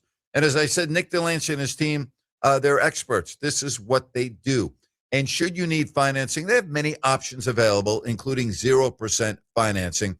And keep in mind, 24/7 availability if you ever have a heating emergency. Award-winning, locally owned, family-owned DAS Mechanical, serving their Sacramento and Placer County neighbors. It's dasmechanical.org. D as in dog, A-S as in Sam, mechanical.org. Hey, you can book everything right there online. It is so easy. And hey, educate yourself with this business because you're going to be so impressed with their 5-star reviews and their numerous best of the best awards. That's why I love talking about them every day, because they are a top shelf company. dasmechanical.org. Book online now, dasmechanical.org. From the 631, my father-in-law took the family there for Christmas to Carmine's. That right there is a good father-in-law. More to come next on Fox Sports Sacramento with, hey, your text messages, your phone calls. And you never know what is going to happen next on this show. Grant Napear saying, don't go anywhere, because we'll be right back. Call the good dudes at Gabrudes, G-U-B-R-U-D-S. Homeowners, if you have an electrical project you need done, then you need the good dudes at Gabrudes. Family owned and operated for 30 years, Jay Gabrude and his team are the area's recognized experts for everything electrical, from the very basic like repairs, lighting upgrades, and whole house fans, to the biggies, panel replacements, EV stations, and backup generators. Gabrudes does it all and does it right the first time. They're actually the guys their competition recommends. Gabrudes, expert 5-star service and always transparent, honest prices and solutions. Say goodbye to your electrical issues. Visit Gabrudes.com or call 24/7 and speak with a real live person. Gabrudes, G-U-B-R-U-D-S. Call the good dudes at Gabrudes, G-U-B-R-U-D-S. Gabrudes.com. Listen up, guys. Are you experiencing any of the following? Fatigue, less drive, poor performance? If so, you may be one of the nearly 30 million men in the U.S. today dealing with ED. But did you know you don't have to pay hundreds for a prescription anymore? And you don't have to deal with the hassle of seeing the doctor or the embarrassment of going to the pharmacy for a certain pill. Now, with one free call, you can find out how Herbal Virility Max can help you feel like a man again. For over a decade, Herbal Virility Max has helped guys just like you put a smile back on their face with improved performance and drive. Call today and ask about our buy one, get one free offer. 800-690-8445.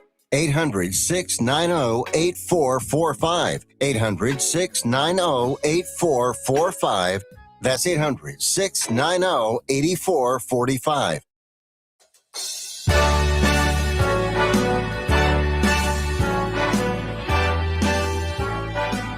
Just for Dorian and his girlfriend, Gisette, who has reached out to us on the chat line on YouTube. Thank you, Gisette. And you have to give Carmine's a try. And Dorian said you've met some other friends there. It would be great to go with a bunch of people because the food is plentiful at Carmine's. Gisette, I don't know if you are into desserts or not, but I will tell you that the desserts at Carmine's are unlike anything I've ever seen in my life. Whether it is the strawberry shortcake or the ice cream sundae or the tiramisu, like when it comes to your table, if you are so inclined to order dessert to really have the full experience, I was going to say it would knock your socks off, but even though Dorian said he had ankle socks on, I didn't see any, so it may not knock his socks off. It would knock your socks off. And even if you only have a couple of bites, you just got to take photos of it because you will not believe it. You just will not believe it. And Gisette, make Dorian get you that tiramisu because he would have frostbite right now if it was not for you. That's correct. That is So, very, very true. Yeah. Very, very true. And he would be made fun of in New York City with shorts on going to Madison Square Garden. Yes, that's exactly right. So I'm looking at the Carmine's website and their menu. Yep. And oh my gosh, they put recipes up. You can buy their sauces. Oh, it's unbelievable. Wow. I'm just telling you, it is incredible. Grant and Rhino, I'm telling you, I can't tell you how awesome you both are, Grant. I'm so happy to have you back here in Sacramento. That segment with Dorian was the sweetest thing I've heard in a long time. He's such a good man. I hope him and his girlfriend have a great time in New York and enjoy that Bennett's gift card when they get back. That's from the 530. Thank you very much. Yeah. Yeah, the Carmine's experience. Carmine's on the holidays is so amazing if you can even get in because, I mean, the decoration, it is so New Yorkish. Like when you think of New York, like you have your own visual, but in terms of dining, like when you walk into Carmine's, like it's like you are in New York. It is New York to the bone. It is New York to the core. I don't know how else to explain it. It is absolutely unbelievable. You know, this is going to be number 2 for me. The first, I wanted to go to a Gordon Ramsay restaurant, did Hell's Kitchen, which was awesome. They have one in Vegas, Carmine's. Yes, they do. I've been to the one in Carmine's. I've been to the one in Vegas. It is at the Caesars at the Forum Shops, and I've been to the Carmine's there. So this is now the top of the list, I think. This is it. The Carmine's in Vegas is good, okay? I mean, but you can't duplicate the experience sure. that you can on 44th and Broadway. So it's it's right next to the Marriott Marquis, if that helps you, Dorian. So it's on the side street of the Marriott Marquis, which is in Times Square. So it will help you out. 44th Street, right past the Marriott Marquis. And if you're going downtown, you hang a right. If you're going uptown, then you would go left. All right? You know, I have not been to Carmine's, but I've been to the multi-level 24-hour McDonald's in Times Square. Well, yes, I have been there too. And if you go there at about 4 a.m, which I've been there before, it is quite an experience. If you are into people watching, it's quite just like the Steak and Shake in downtown Indianapolis in the wee hours of the morning. Okay. The Steak and Shake in downtown Indianapolis is one of the most amazing, fun experiences that you can have when you're on the road. And, you know, I was thinking about Dorian and I was thinking about travel. And when you go somewhere, you're dependent on whether you're taking a bus, a train, a plane. If you're taking public transportation, you're taking transportation that does not involve your own car or vehicle, you are dependent on a lot of factors such as weather. And I will tell you, I have been in Dorian's shoes before with not knowing whether you're going to get somewhere to go to the game.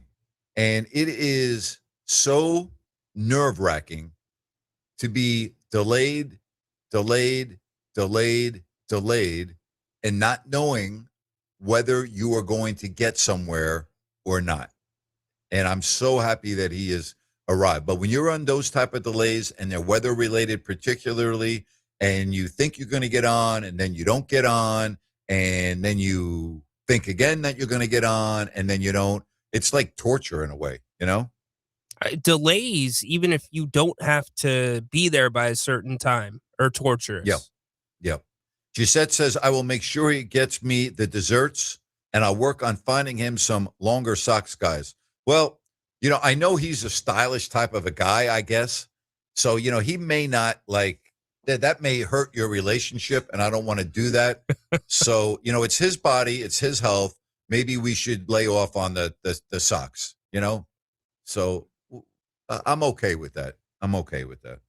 But I don't want him to have an issue that would spoil your remaining days in New York. He said they said they're going to be there until Saturday. Something else Oh, I would wow. highly recommend that you do if you're there, Gisette, and I mean this, and I don't care what the weather is. You need to go to Lower Manhattan, and you need to go to the fountains at Ground Zero, and you need to go to the top of the Freedom Tower. And when you get into the elevator and the ride to the top of the Freedom Tower, it is unbelievable. And then there is another aspect when you get off the elevator that I'm not going to spoil for you. That is kind of like a wow. All right. It's a wow. So, but even if you don't go to the top of the Freedom Tower, I highly recommend you go to Ground Zero, and you just need to see the fountains, and you can go into the museum there too, which again, if you have time, yes, but if you don't have time, you need to see the memorial at the fountains. It is unbelievably powerful beyond words, and then go to the top of the Freedom Tower if you can. All right. Highly recommend you do that. Highly recommend you do that. By the way, Dorian said, thank you for the support, everyone. I appreciate each and every one of you. It's always Sacramento Kings for life. Thank you. Mike is teasing me in the YouTube chat. Go Patriots. Can't wait for trade deadline. And then he says, here you go, Grant. If a player gets injured, can they be traded? What do you mean if a player gets injured, can they be traded? Just what it says. Yes, of course. Okay. Of course. Giannis Antetokounmpo is, are you talking about the trade, the NBA trade deadline? It's Mike asking, not me. I'm just reading the comment. Oh, okay. Yes. Yes. You can be traded. I mean, Giannis is not going to play for at least a month, and all signs are. Do you think this is more window dressing bluff, or do you think there's real validity to everything coming out as it relates to Giannis now?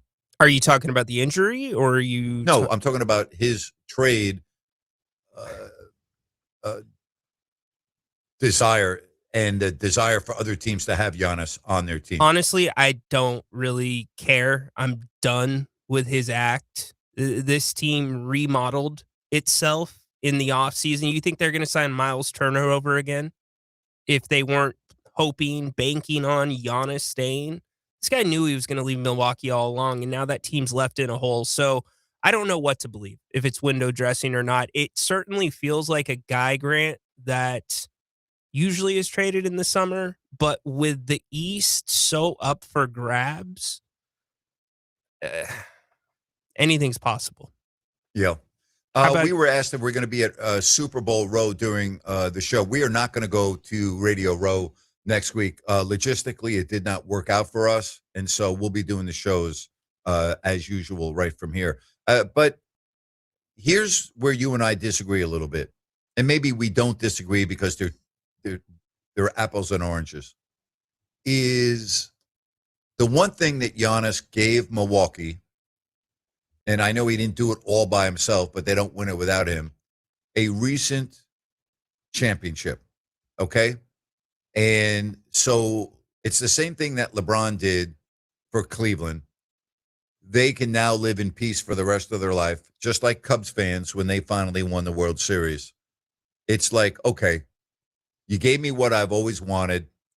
You won a championship. And if you have to go somewhere else, thank you. You gave us the championship. And I think a lot of people in Milwaukee feel that way. I really do. Hey, you know what? We're closer together than we are further apart, because I think that's a fair point. I think Milwaukee feels that way. I just think it was unnecessary. I think Giannis probably feels that way. But I think it was unnecessary for Giannis to kind of play the wavering game, 1 foot in the pool, 1 foot out, and allow the franchise to maybe set themselves back a couple years because of moves that they've made. Because, like signing Turner to over $100 million contract, that's a big deal in this CBA. It's just one of those things. Just move on. Cut the cord. Like, I don't know why it comes down to this, Grant. Giannis does not want to ask for a trade. And De'Aaron Fox kind of played the same thing, but De'Aaron Fox also didn't drag Sacramento through the mud like Giannis has with personnel. The Bucks are a mess right now. Can we say that? Yes. And I think they have a very overrated coach. I've said that in the past. But they're just from top to bottom right now, a team that was right on the cusp of maybe winning more than one. They look like a mess right now. Because and it would be the start of a new era if Giannis is indeed traded before next week. And here's the other thing. Yes. Doesn't it set the market? Because I don't think the market is set based off of the Trae Young deal, because there was no draft capital there. And there was kind of an offset because CJ's on an expiring deal and an understanding that Trae is probably going to re-up in Washington. So is it going to be 3 first-round picks for Giannis? Is it going to be 4? That's what's going to trickle down. And what I will say, and we kind of hit on this before the show, outside of your fringe moves like a Keon Ellis, unless he's attached to a bigger deal, right? It's going to be silent with the trade deadline until that shoe drops, and then it's going to be an avalanche of deals because teams right now, Grant, are coming up with contingencies. This is our A situation.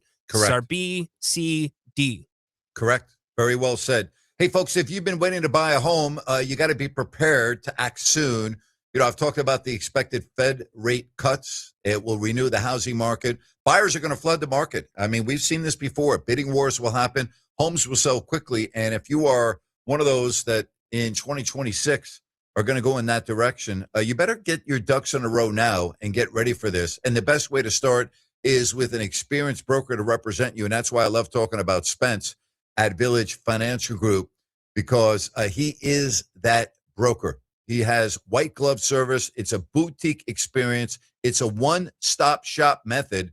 And the bottom line is that makes it so easy for you. Spencer will navigate you through the process from the start to the finish. All right. And he has extensive home listings to choose from throughout Northern California. And folks, we talk about experience, 30 years with mortgage brokering experience. He'll get you the best rates. He also, keep in mind, has access to private money, which will help you expedite getting your offer accepted and closed. It makes sense to call Spence or text him at 916-805-4868. That's 916-805-4868. And we talk about the thousands of listings in Northern California. Check them all out. VFGloans.com. That's VFGloans.com. Again, it makes sense to call Spence at 916-805-4868.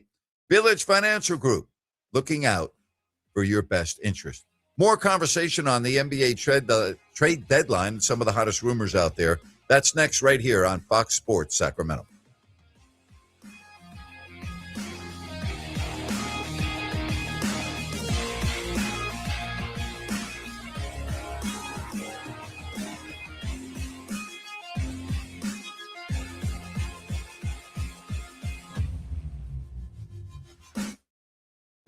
We've got great news for vehicle owners, regardless of what you drive, here at Downtown Ford Sacramento.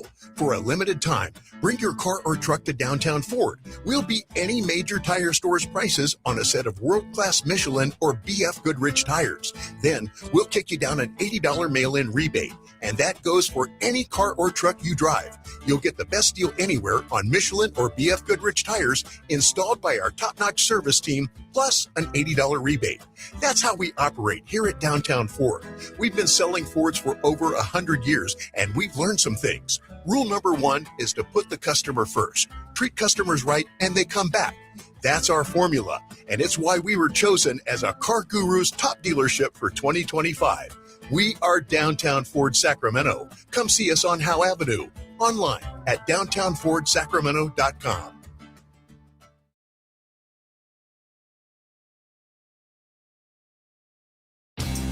You've been saying you're going to pay better attention to your home's honeydews. Check one off your list right now by calling Gabrud Services to schedule a 12-point inspection of your home's electrical system. The safe rule of thumb is every 5 years for an inspection. If it's been 5 years or more, call Gabrud's now. A qualified technician will provide a thorough inspection of the electrical system to ensure it's safe or alert you to potential problems. At Gabrud's, electrical work is all we do. We are the area's recognized experts for anything electrical, and our number one priority is ensuring your home and family are safe. You've been saying you'll pay better attention to your home. Stop saying it. Make the call to Gabroods. Talk with a real person and schedule your 12-point inspection today. Gabroods, locally owned for more than 30 years. Gubroods. Call the good dudes at Gabroods. Gubroods. Gabroods.com. Listen up, guys. Are you experiencing any of the following? Fatigue, less drive, poor performance? If so, you may be one of the nearly 30 million men in the U.S. today dealing with ED. But did you know you don't have to pay hundreds for a prescription anymore? And you don't have to deal with the hassle of seeing the doctor or the embarrassment of going to the pharmacy for a certain pill. Now, with one free call, you can find out how Herbal Virility Max can help you feel like a man again. For over a decade, Herbal Virility Max has helped guys just like you put a smile back on their face with improved performance and drive. Call today and ask about our buy one, get one free offer. 800-690-8445. 800-690-8445. 800-690-8445. That's 800-690-8445.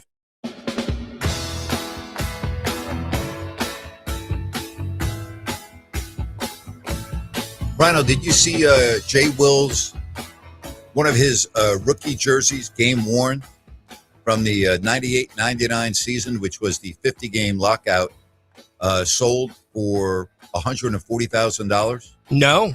Yeah. That's How awesome. about that? Jay Will's jersey, $140,000. Too bad it doesn't go back to Jay Will. Yeah, I don't know how that works, to be honest with you, but I do know that that's pretty good return there. Yeah, I don't understand this, but I would be more than happy to answer the question. Grant, is there a situation where Doug is not retained as head coach for next season? I think you asked that question incorrectly. I think the question should have been, Grant, is there a situation where Doug is retained as head coach for next season? I think you need to take the word not out there and just say, Grant, is there a situation where Doug is retained as head coach for next season as opposed to is not retained as head coach for next season? Give me one reason why you would retain him as your coach next season. Just give me one. Just one. From the 253, Grant, love your show, longtime listener. I will be visiting Sacramento next week, and we'll have to check out Bennett's. Do so. You will love it. From the 253. Where do you live now? And have a good time in Sacramento next week. From the 631, could Sacramento be a third team in a Giannis trade? Yeah, they could always be. They wouldn't get Giannis, but could it happen? Yeah, they could. Yeah.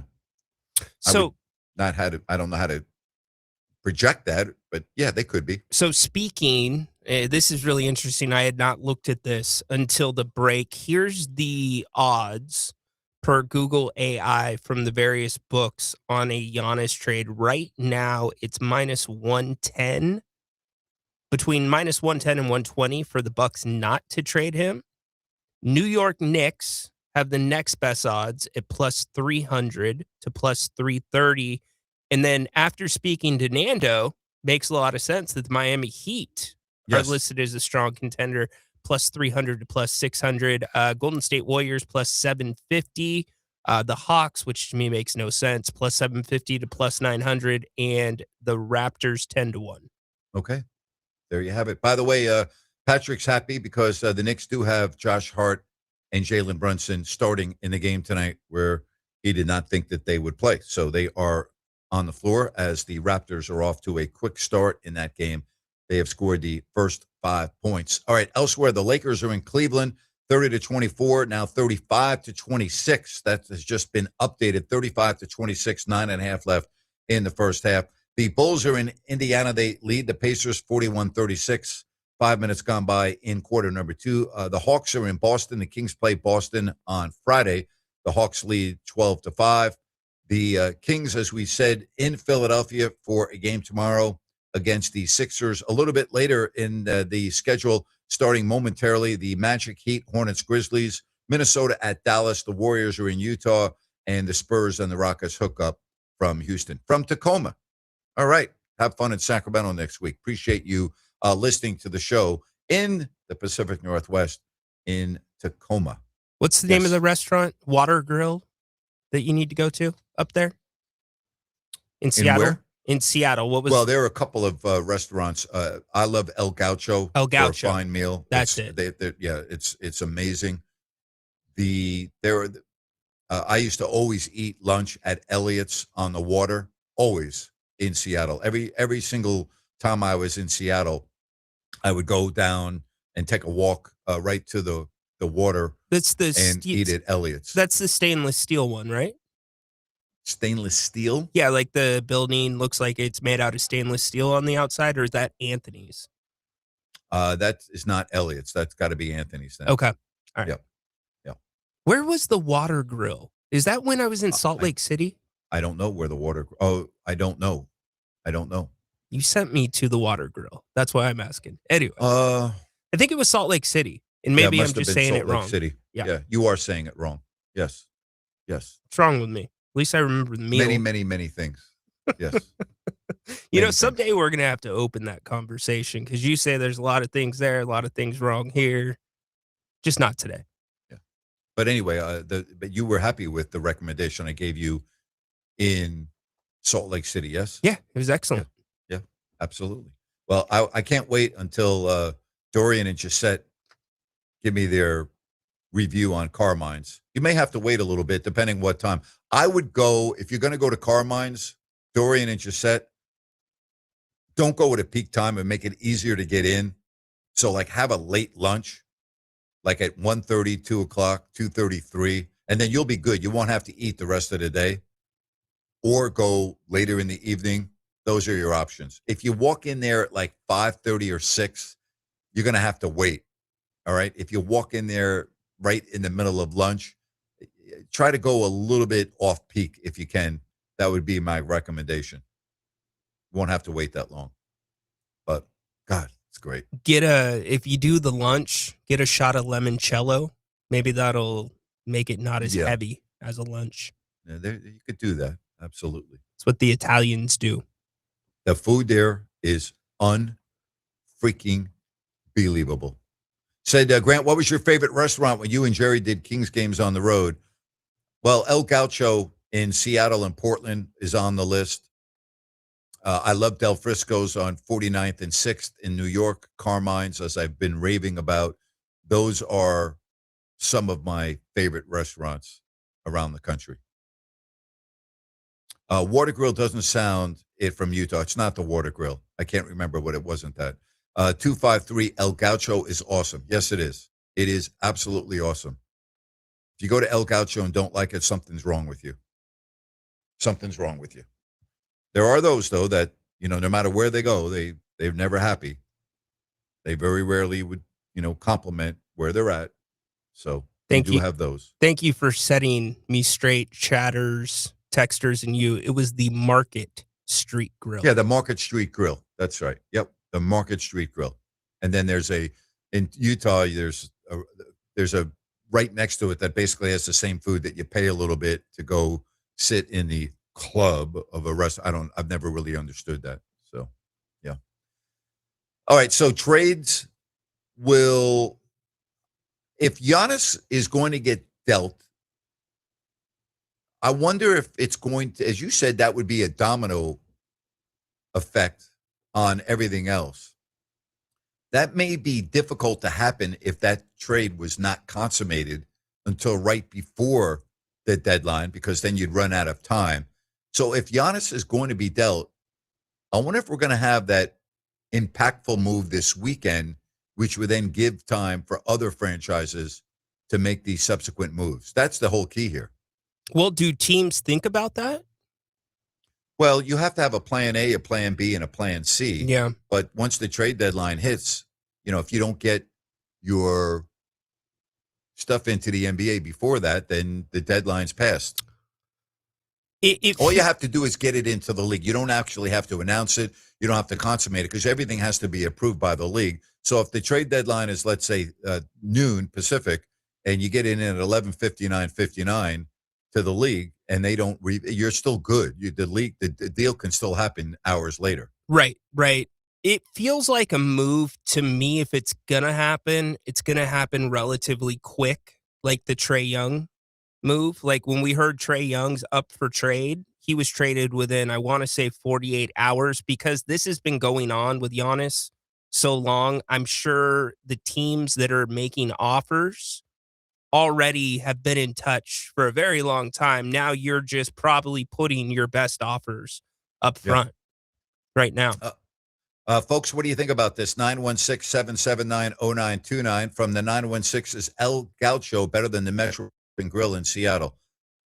It's what your preference is. The ambiance at El Gaucho, and there are a couple of locations. I don't like the location on the waterfront at El Gaucho as much as I like the other location near the Space Needle. That location to me is like can't miss. I prefer that. Listen, you can't go wrong at either or. The Metropolitan Grill is great with a capital G. If you told me I could only eat at one restaurant, if I were in Seattle, I would choose El Gaucho. Like if you told me you were going to end up at the Met, I would be like, oh, you're so lucky. Peter Anderson in the YouTube chat thinks San Antonio could be a destination for Giannis. Okay, what would they have to give up?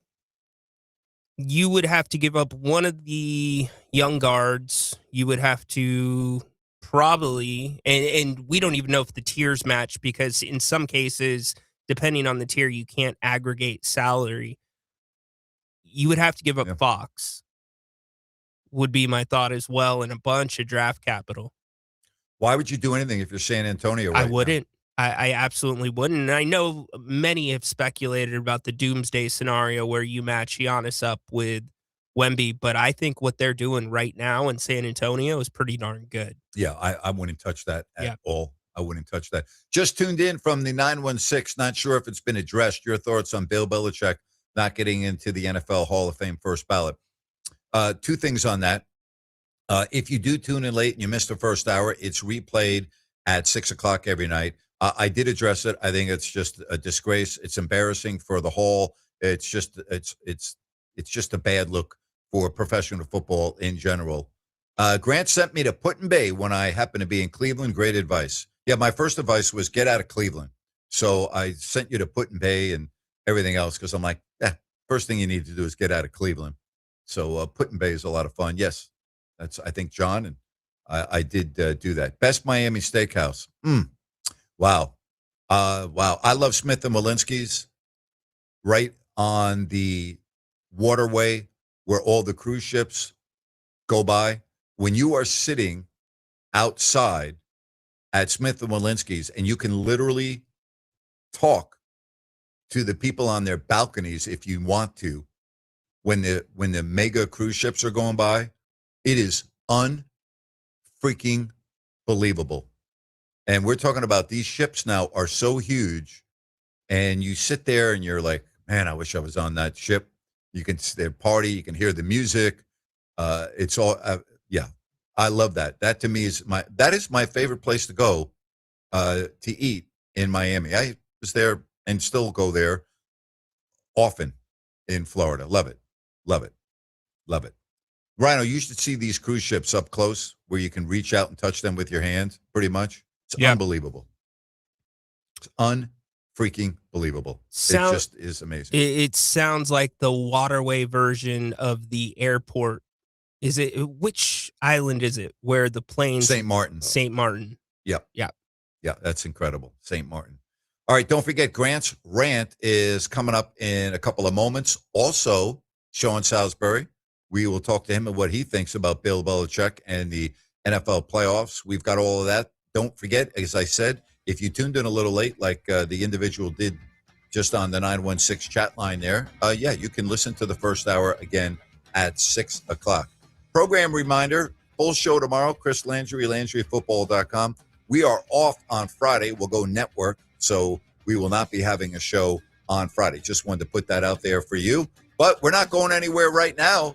Yeah, we've got another hour left. Grant's rant, you never know what I will be able to talk about there. And Sean Salisbury. That's coming up right around the corner on Fox Sports Sacramento.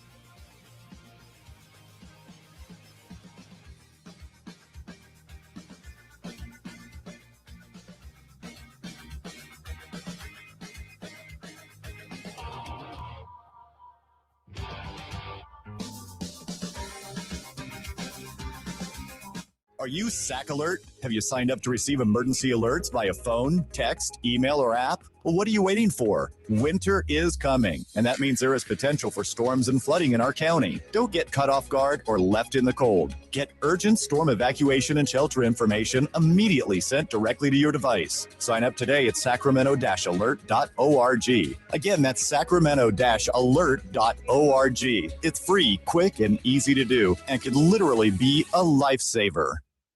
Call the good dudes at Gabrudes, G-U-B-R-U-D-S. Homeowners, if you have an electrical project you need done, then you need the good dudes at Gabrudes. Family owned and operated for 30 years, Jay Gabrude and his team are the area's recognized experts for everything electrical, from the very basic like repairs, lighting upgrades, and whole house fans, to the biggies, panel replacements, EV stations, and backup generators. Gabrudes does it all and does it right the first time. They're actually the guys their competition recommends. Gabrudes, expert 5-star service and always transparent, honest prices and solutions. Say goodbye to your electrical issues. Visit Gabrudes.com or call 24/7 and speak with a real live person. Gabrudes, G-U-B-R-U-D-S. Call the good dudes at Gabrudes, G-U-B-R-U-D-S. Gabrudes.com.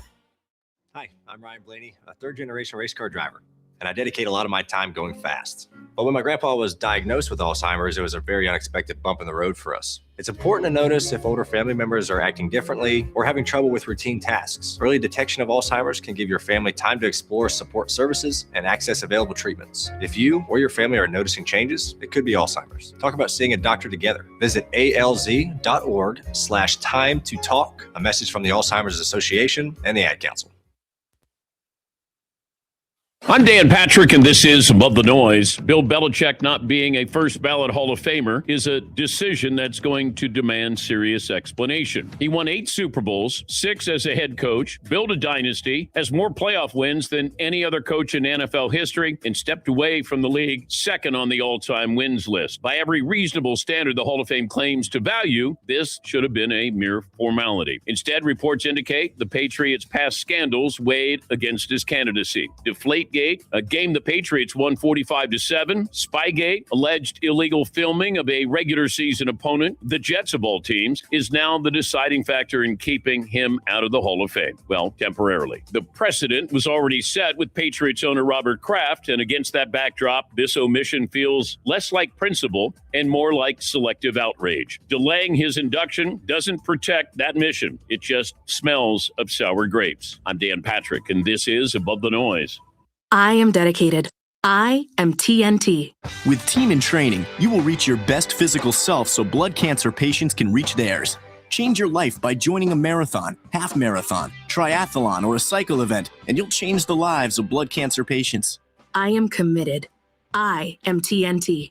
After 600,000 participants and almost $1 billion raised for treatments, TNT has helped the Leukemia and Lymphoma Society make a significant impact in the advancement of blood cancer therapies that save lives every day. I am making a difference. I am TNT. Join TNT. Expand your circle of friends to be part of a very special community. Train with world-class trainers and have the chance to be part of the most exciting endurance sports events in the country. Or train on your own schedule with TNT Flex. Join TNT and fundraise while you train, and take part in getting us all closer to a world without blood cancers. Join TNT now. Go to teamintraining.org.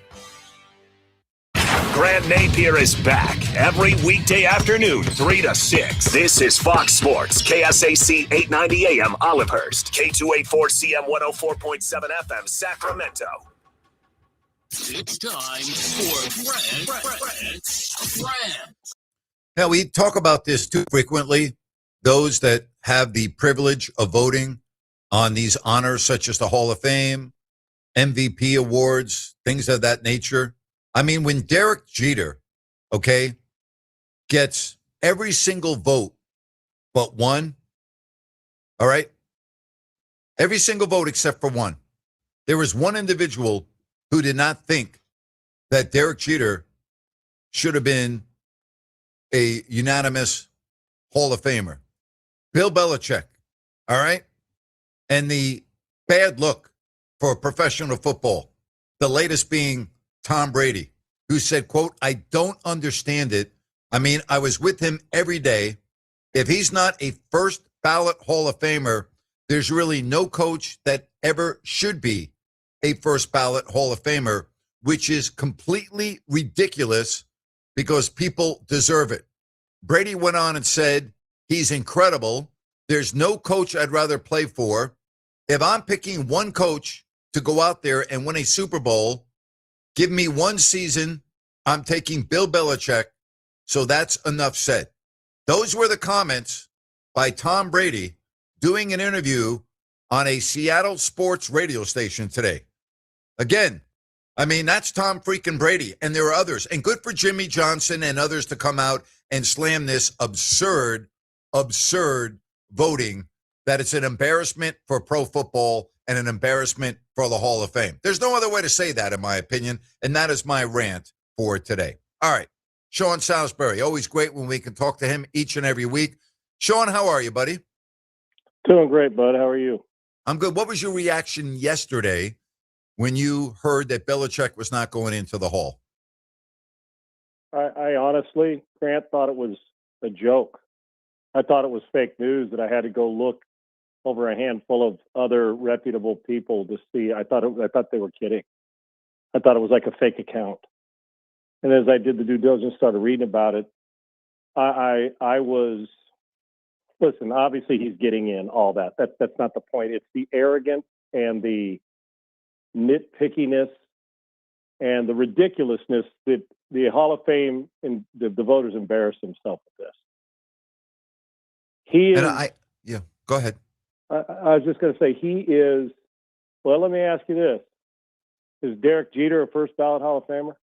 I just literally said that before you came on.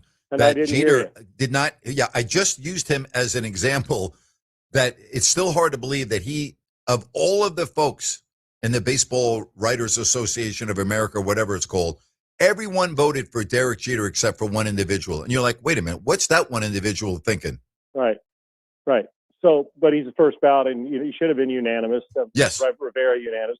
When if I tell you Manning and Brady and Shohei when his time's up, and Mickey Mantle, we can go through it all. Wayne Gretzky. Sure. That's Belichick. That's Belichick. You will never, if anybody who's doing it, put personality, your disdain. Put it this way: if you want to dock him a Super Bowl ring for Spygate, if you say, I'm taking your ring away for that one, he's still the biggest face on the Mount Rushmore coaching tree. And if you want to blame Tom Brady and say, well, it's Brady that won in Super Bowls, okay, well, then I guess Montana won Walsh Super Bowls, Mahomes and Andy Reid, L.C. Greenwood, Joe Green, Donnie Shell, Lynn Swan, John Stallworth, Franco Harris, Rocky Blyer, Mike Webster, and Jack Ham, Andy Russell, Jack Lambert, John Kolb. Do I need to say more? Then I guess Chuck Noll wasn't worthy. Staubach, I can go on and on. It is, to me, it's as disgraceful, even though he's going to get in as a guy like Jeter or somebody, or in truth, Randy Johnson, or one of those that not get Greg Maddox not getting everybody's vote. It's silly. And I love Bill Polian. When Bill Polian was a talent evaluator and a general manager, deserves to be in the Hall of Fame, fantastic. But Bill's lost touch with some of this, okay, with the post-career evaluation. To stand on Bill's had it in for Bill for a long time, Polian with Belichick, and take away all that stuff, what have you. Find me one thing that says the guy's not a first ballot Hall of Famer. If Andy Reid is, he is. If Don Shula is, he is. If Chuck Noll is, he is. If Bear Bryant in college is, Belichick is. And you remember those posters, Grant, when you and I were growing up, the Kostakis brothers posters that had the Nike ones that had like the judges, all the Nike basketball guys would be sitting in a courtroom with they'd have their, it was a great time when they were doing these posters, like Ice Gervin was sitting on the block of ice. Yes. With the, those great posters. Yes. Jim Kelly was like Machine Gun Kelly. They Yes. dressed him up in they're kind of, and the one was they called it, I think, the Supreme Court. It was like the top 25 Nike guys in judges' robes. Well, if we have a picture of first ballot guys that we say should be, we went through 5 of the golf, football, hockey, basketball, and baseball, and said, pick your top 3 in every sport that are first ballot no-brainers. Guess who's on the list? Belichick is. You take 2 Super Bowls away from him, he's on the list. So it's so self-righteous, and to pine not to have him in, I don't care about his personality. If that's the case, then there's a whole lot of cats that shouldn't be in the Hall of Fame. Yeah. If you don't like, and if that one thing, that's self-righteous BS we got to go through. The simple fact that people, the guys in the room, Grant, picture me and you in the room. I know I'm belaboring this point, but I have to. Picture you and I are sitting in a room and Bill walks in and pounds pulley and pounds the table, or somebody, to tell you why Bill's not a first ballot Hall of Famer. Then tell me that his former quarterback. And can you imagine? I would get up if it was one of my buddies and say, "Come on, dude, I'm not going to be affiliated with this because we're going to walk out of here and we're going to be the laughing stock of the country in sport. Right. We are going to, and you're going to be the captain of this nonsense." No, dude. Hey, have a cigar, have a Coke and a smile, and shut the hell up, Bill. You've had a great run. You're an awesome dude. Sit this one out. So if you're telling me Brady, Manning, Montana, Walsh, all these guys are first ballot Hall of Famer, I think Bill was too. And Don Shula, Chuck Noll, then Tom Brady, Peyton Manning, Lawrence Taylor, Reggie White. Then he is to his craft what all those guys are to theirs. Simple, plain and simple. Yeah. This could be one of the dumbest days, or one of the dumbest. It really is. It's borderline Saturday Night Live skit crap. And whether you like him or not, the body of work. It's an embarrassment, is what it is. Bad day for the Hall of Fame. Very well said. Mike McCarthy, head coach, Steelers. Your thoughts? Safe. Fits. Pittsburgh guy. Watch the accent go even deeper. Yeah, Pittsburgh accent. right. It fits perfect, right? Yeah, and you know what? It's so Pittsburgh Steeler. Now you can argue whether, Mike had Aaron Rodgers. We go through this. Grant, one of the things that chaps my rear end in pro sports period is when people blame a coach for having good players, right? Or a player for having a good coach. They kind of go hand in hand. And a coach can ruin a player, and a player can get a coach fired. So with Mike, Mike was a hell of a coach. He was a hell of an assistant and well-respected in New Orleans and around the league, and did a nice job in Green Bay. It ran its course. I don't think they gave him enough. And, when Jerry hires you in Dallas, you're the spokesperson and the face of the franchise should never be an owner, and he is there. So you're a little handcuffed. Mike did some good things offensively. They underachieved at times, and and he had his moments. Who doesn't? Do I think he's a Hall of Fame coach? No. Do I think that it's a safe for the Pittsburgh Steelers one that he could have for I know he's in his 60s, but have for a decade? He's going to speak the language, that Pittsburgh hardcore blue collar. He's going to lean on that. They're loyal. I mean, it's not a sexy pick, but I can picture the Pittsburgh Steelers loyal organization that's sitting in and say, okay, this is a risk hiring a 30-year-old who may be the next Sean McVay, or finding somebody else. We're not sure. Then the cycle started to go, and guys were leaving, and say, here's a guy who's been in a Super Bowl, a guy who's coached a winning team, a guy who's dealt with great quarterbacks, and hell, who knows what's going to happen with Aaron again, those two together. Sure. And then who's been kicked in the teeth. I think it's a safe pick. It's not one of those you say, what are you doing? If he was inexperienced, people say, this is Pittsburgh. That's not how we do it. Blue collar guy, going to fit with the fans. They're going to have to win quick, and he's got a tough task because their offense was putrid this year. They just were. But that's Mike's specialty. So we'll see if he can get it out of him, and we're going to have to stock him up with some players. But this reeks of, in a decent way, I'm not bothered by it. I don't think it's like, oh my gosh, look what they did. They hired this guy. But I do think it's a solid, safe pick. 9-8, 10-7, get in, maybe have one of those years where you get a quarterback or Aaron stays around, he plays out of his mind, and Pittsburgh's defense reinvents itself. But Mike's not going to go 4-13. They'll be solid, and they'll be well coached and get a staff. So I think it's safe. It's not the best hire of the offseason, but it's one of those that if you're Pittsburgh and you say, the only splash we need to make is hopefully we're hiring a guy we have for the next decade. And that'll be the shortest tenured coach of the last 70 years for them, if that's all Mike gets out of it. Sean, the recent trend of teams going forward on fourth down has been mind-boggling to me. The best example, and we've talked about this, was a few years ago, Dan Campbell at San Francisco, game completely in control, and his decision to go forward on fourth down and not making it changed the entire momentum of that game, and then he did it again. We saw it on 2 occasions this weekend. As somebody that studies the game, played the game, has been in meetings, have been around a lot of coaches, and again, it was different back when you played compared to now with the analytics and all of this nonsense. And I mean this, and when I ask this, do you think that coaches really think about the ramifications of when they don't make it on fourth down? I mean, seriously, they always talk about, well, we wanted to get the momentum. We wanted to do this. We wanted to do that. Do they really think about the ramifications of what happens if you don't make it? I think they do, but I think they're looking for this is going to be a great hero moment. It's like a quarterback, Grant. So 2 guys are there, and there's a window the size of a coffee can. You say, I'm going to fit this damn thing in there. The analytics tell me my arm is strong enough to fit a fastball by him.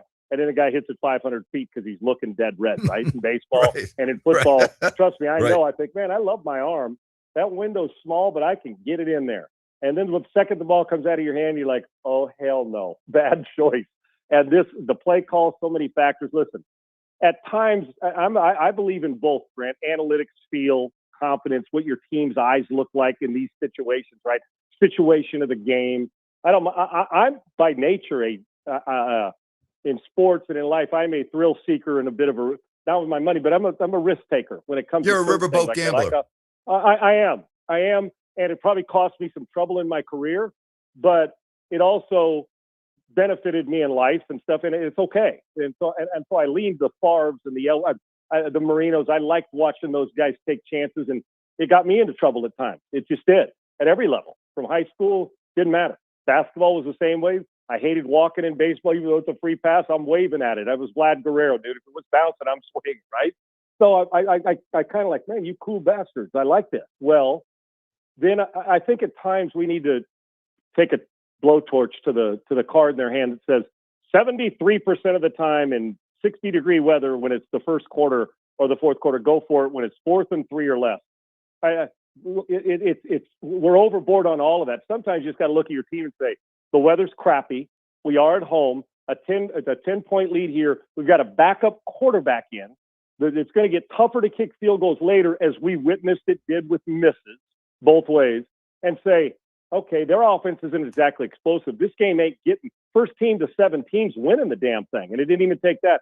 In the case of Denver, you got to kick that for Sean. I love Sean Payton because he's a riverboat gambler, but you know what? Yes, he is. Sean's confidence in his play calling and going for it is the equivalent to Brett Favre throwing 4 picks and saying, that's okay, I'll throw a 5th one to get that touchdown, which is okay. It works for them, which is Reggie Jackson.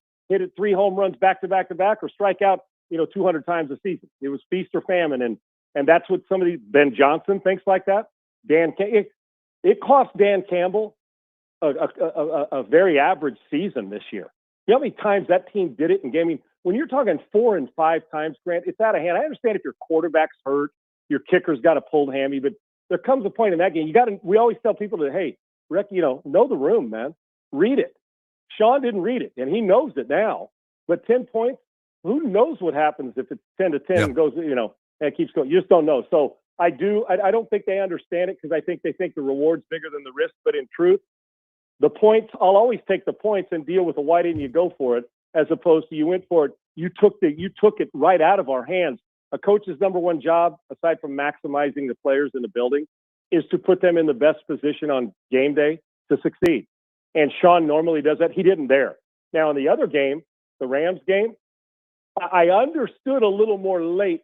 Stafford's different than Denver's quarterback at the time, right? He just is.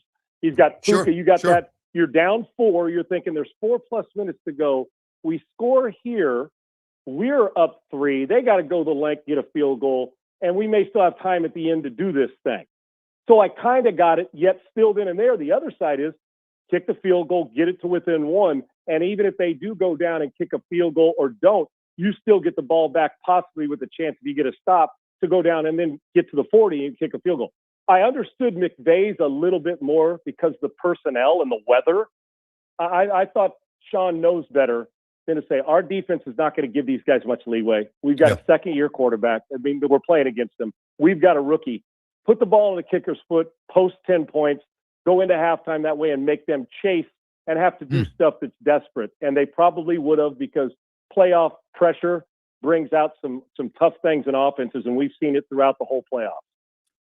We have talked over the years a lot about Sam Darnold, and you have always been very consistent about where you thought he could be in this league. With that being said, do you think he had a perfect game on Sunday? Can you play any better than he did? Grant, I say this, and I mean it's kind of talking out of one side of my mouth. I've never seen the perfect game played. Even when a guy goes 20 of, let's say somebody goes 25 of 25, has one of those days, right, where the ball didn't hit the ground. You know what we'll always go back and do the next day? Maybe that 18th completion, you had a flat route and a go route, and you came back and you kind of premeditated through the flat route for a 3-yard gain, and then your head peaks up and you realize the safety blew the coverage and the guy was 30 yards open. You missed the read, so that kind of takes away from the perfect game, right? You say, yeah, I got the completion, the ball didn't hit the ground, but the perfect game would have been reading it out and hitting the play that was there, as opposed to the one I settled for when I didn't need to because I premeditated. So I don't know if it's perfect, but I can tell you this, and I know what you mean. But you know, if you can't get perfection, excellence is pretty good. That's as close to, it's 180 degrees from the way he finished last year. And I think he got rid of those, that the way it ended. And that's a big reason why Minnesota didn't bring him back, I think, because the last 2 games, one in the regular season, one in the playoffs. And I think going in, as good as Sam's been the last 2 years, there was still okay, now what's he going to do in this one? Well, he showed up. I'm telling you, I've never wavered on him. Never. Nope. I know. I don't, at no time, even when he was at his worst, because he didn't make excuses. He kept learning, and he's not a self-promoter. And then he got coached right and got some good players. What a novel concept.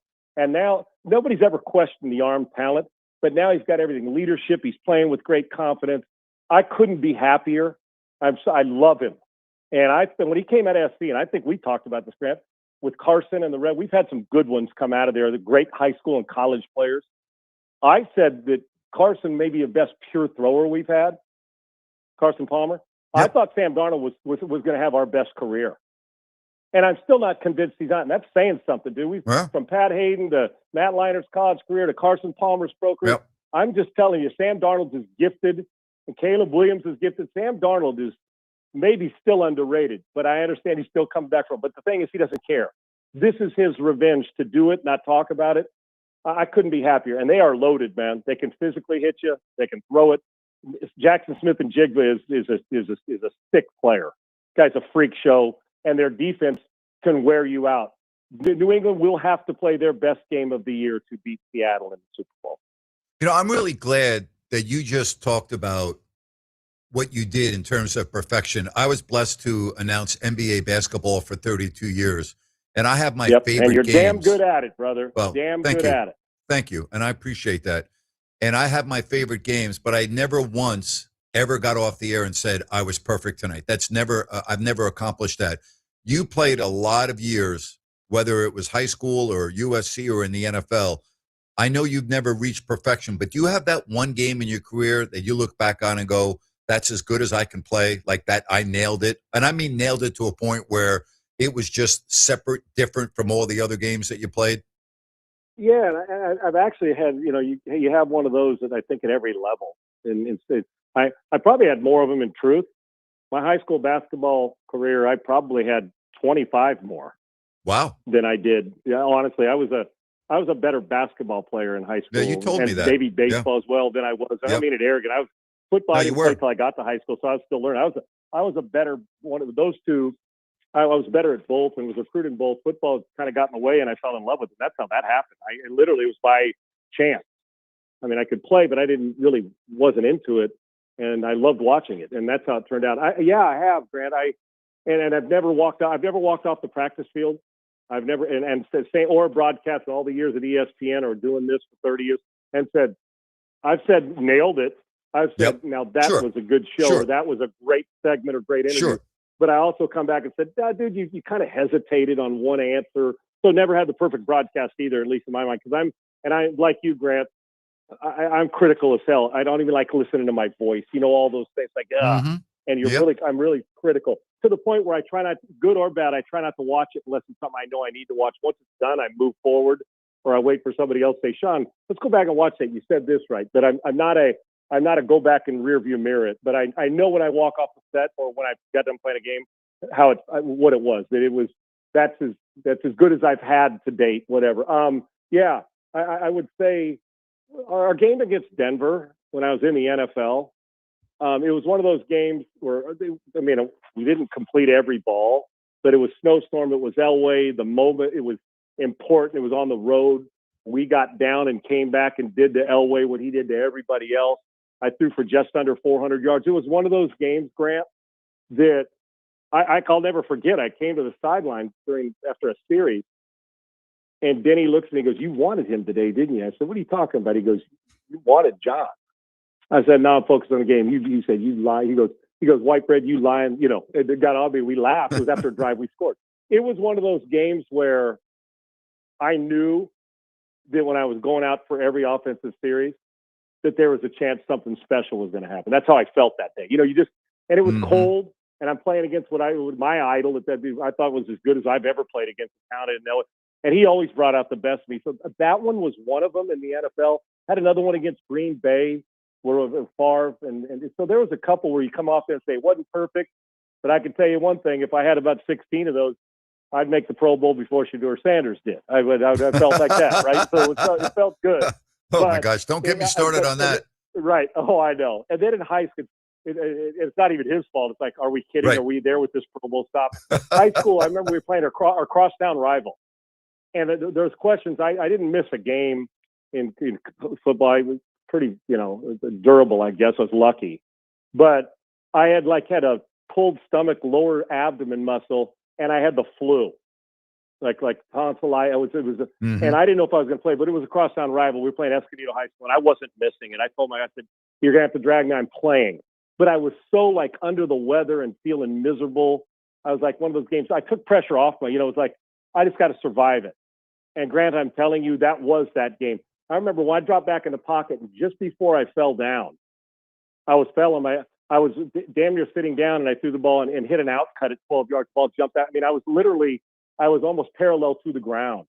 It was one of those, it wouldn't have mattered. I could have closed my eyes. Our guy was catching it, and it was going to hit him where I needed to hit him. Right. And I walked off there saying, no better time than to do it against the rival. Now the opposite is true, where no matter where I threw it, it hit the other guy's hand. So yeah, I've been through, and I'm like, damn, that's number 3 on the day, Sean. What are you going to do? Well, I'm going to try to throw a fourth if I can find a window to throw it in, and I'll be damned. And yeah, I've had both, but the ones where you come out of there saying, you know what, and then you get a win on top of it. Yeah, yep. We beat the rival and we beat Denver that day. So yeah, they do, but it's rare, brother. I think if you're hard on yourself, like most athletes or most broadcasters are, you never feel like you got to the perfection part of it. But excellence is okay. Well, that was a perfect segment. Thank you very much. I appreciate it. Yeah, well, most people are laughing saying, Sean, what? You were a better basketball player? You liar. Show me what kind of hops you got. So there you go. That's right. Hey, next week, we'll get into the Super Bowl. We'll talk about matchups. We'll have some fun with that next week. Thanks, buddy. I appreciate you, my man. Thanks for the time. You're the best. All right, Sean Salisbury. Love having him on. He is incredible. Your phone calls, your text messages next. 916-779-0929. Grant Napear, Fox Sports, Sacramento. We are Sierra Pacific Home and Comfort is all about keeping you comfortable at home. And when your sewer system backs up or the toilet suddenly won't flush, that's not comfortable. Sierra Pacific's expert plumbers are always ready to deal with household plumbing emergencies. We'll come out and solve the problem, no problem. Expert plumbing service anytime at SierraPacificHome.com. Sierra Pacific Solar Heating and Air. The guys in the big red trucks. You've been saying you're going to pay better attention to your home's honeydews. Check one off your list right now by calling Gabrud Services to schedule a 12-point inspection of your home's electrical system. The safe rule of thumb is every 5 years for an inspection. If it's been 5 years or more, call Gabrud's now. A qualified technician will provide a thorough inspection of the electrical system to ensure it's safe or alert you to potential problems. At Gabrud's, electrical work is all we do. We are the area's recognized experts for anything electrical, and our number one priority is ensuring your home and family are safe. You've been saying you'll pay better attention to your home. Stop saying it. Make the call to Gabrud's. Talk with a real person and schedule your 12-point inspection today. Gabrud's, locally owned for more than 30 years. Gubrud's. Call the good dudes at Gabrud's. Gubrud's. Gabrud's.com.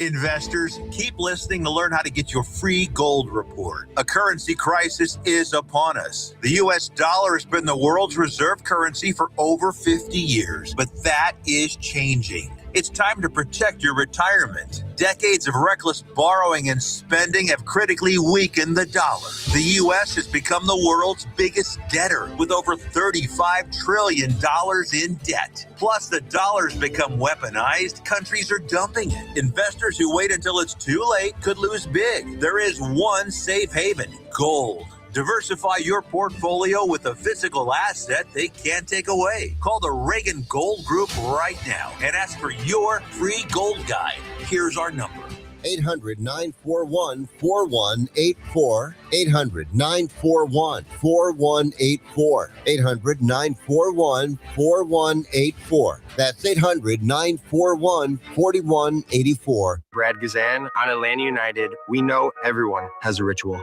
a habit we never skip, to clear our minds and elevate our performance. But what do you do to keep your head in the game? Because being your best isn't just about taking care of your body. It's about taking care of your mind and mental health. Discover the resources you need to keep your mind focused and your mental health a priority. Find resources at georgia.loveyourmindtoday.org. Brought to you by the Huntsman Mental Health Institute, the Arthur M. Blank Family Foundation, and the Ad Council.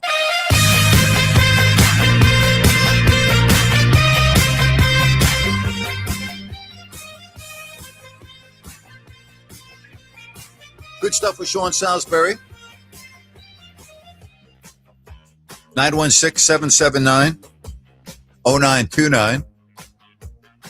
From the 916, I'm curious if you and Rome are still cool. Well, for full disclosure, I was only in Jim's company 3 times in my life, and he was very gracious and hospitable to me. And I have immense respect for him, but, you know, it's not like we're friends. We are professional colleagues, and I was grateful that the show had trust in me to carry such an amazingly heavy torch, which is his show. So I didn't know Jim very well. I was only in his presence a few times, but to have the trust and the camaraderie that I had with Alvy, and that's Alvin DeLauro, and the producers over the years, whether it be Jay Stu or others, that was a real fun time in my life. And I always used to love filling in for Romy, but we would not talk. You know, that he didn't have anything. Well, I shouldn't say he didn't have anything to do with it, but I didn't deal with him. I dealt with the executive producer. Ryan would know this a lot more than I would. You probably had many more interactions with Jim than I have, I would think, over the years. I would actually almost put a lot of money on it. Yeah, yes, that would be correct. But you were the go-to host on that show when Rome was going to be out. You seemed like you were the first call, or at least the first fill-in host when he took vacation. I was blessed and honored when I got asked to do it the first time. And I remember the first time I did the show, I was actually on the road in Cleveland, and I did the show from an affiliate in Cleveland, And I remember on that show, I had both Danny Ainge and Aaron Rodgers on. Mm. And they were blown away that I could get those guests. And I always took a lot of pride when I filled in for Jim that I would have, very quality A-list type guest, which I also try to provide here in Sacramento. And I think I've done a very good job of that. But local radio is different than national radio. And I was very fortunate to have as many contacts as I had, not only in the NBA, but in other sports as well. And I remember that first day, they were blown away when they asked me if I walked into the studio and I was talking with Albie and the producer, and I think it was Jay Stu, and he said, "Do you have any guests today?" And I said, "Yeah, I've got Danny Ainge, here's his number, and I've got Aaron Rodgers." And they were like, "Whoa." They were like blown away. And I was blessed to be able to get, very good guests on. And I've always local radio and national radio are night and day. I mean, local radio, we're going to primarily talk 95% of the time on the local teams in your market, whether it be the Kings, the A's, the Giants, the 49ers, the Raiders, the Warriors. That's what you talk about. When you're on all over Northern California, which is the United States and Canada, which is where Jim's show is syndicated through. I mean, I would be getting calls from Toronto and getting a question on the Maple Leafs or, Florida football, and you got to be on your toes and you got to be ready to roll because you don't really know what the topics are going to be when you open up the phone lines and take calls from all over North America. It's you know what I've always equated it to?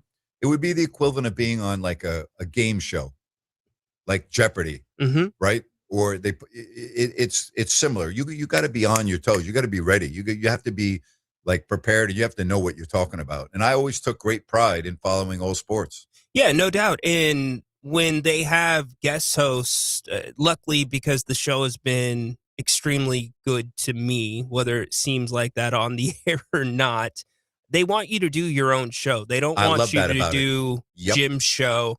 Correct. But with the caveat, the clones either take to you or they don't take Correct. to you because you understand the show and you understood the show. You have to take your medicine with the clones. And, I had situations where we would get into it, but at the end of the day, it's more their show than it is my show. I'm just the pimp in the box, so to speak. I'm just filling in. And I always kept that in the back of my mind, even though I could some confrontations with some callers, but it was good sports confrontations. And I think I got a lot of respect from a lot of those folks that I was willing to do that. But it wasn't demeaning, and I understood their place in the show, and I understand that's really what has made Jim's show so successful over the decades. So I love doing the show, and I love the fact that they let me do the show however I wanted. I was never given instructions on what they want or anything. It was my show, and I would either, sink or swim based on what I was going to provide during the 3 hours. Yeah, and I know for a fact that you worked with Hawk when he was Adam Hawk, when he was the loved Adam EP. I thought one of the best or biggest signs of respect from Jim to you was asking you to be a guest when he came here to Sacramento for a station visit. Yeah, and I enjoyed doing that. That was a lot of fun, and he actually had me on a guest a few other times. So, yeah, it was always fun. It was always great to be on. Somebody wants to know, what's my relationship like with JT the Brick? If I have one, it would be cool if you could have him on your show sometime. I have a great relationship with JT. Love JT. We have known each other for a long time. Yeah, I'll reach out to him. I'll have him on. No problem at all. JT loves him some JT, and JT knows that. Hey, you know what? He's had a very, very long broadcasting career, and he's done well for himself, and I'm happy for him. Absolutely. Yeah. He's where he wants to be. That's what's really cool about it. Yes, he is. 916-779-0929. That's 916-779-0929. I told you this, and I always tell young, aspiring, or even if you're not young, aspiring broadcasters, when you do this for a living, whether it's radio, whether it's TV, whether it's play-by-play, whatever, you need to be yourself. Don't try to be me. Don't try to be Romy. Don't try to be Gary Gerald. Don't try to be yourself and develop your own style. And it doesn't happen overnight. It happens by doing it.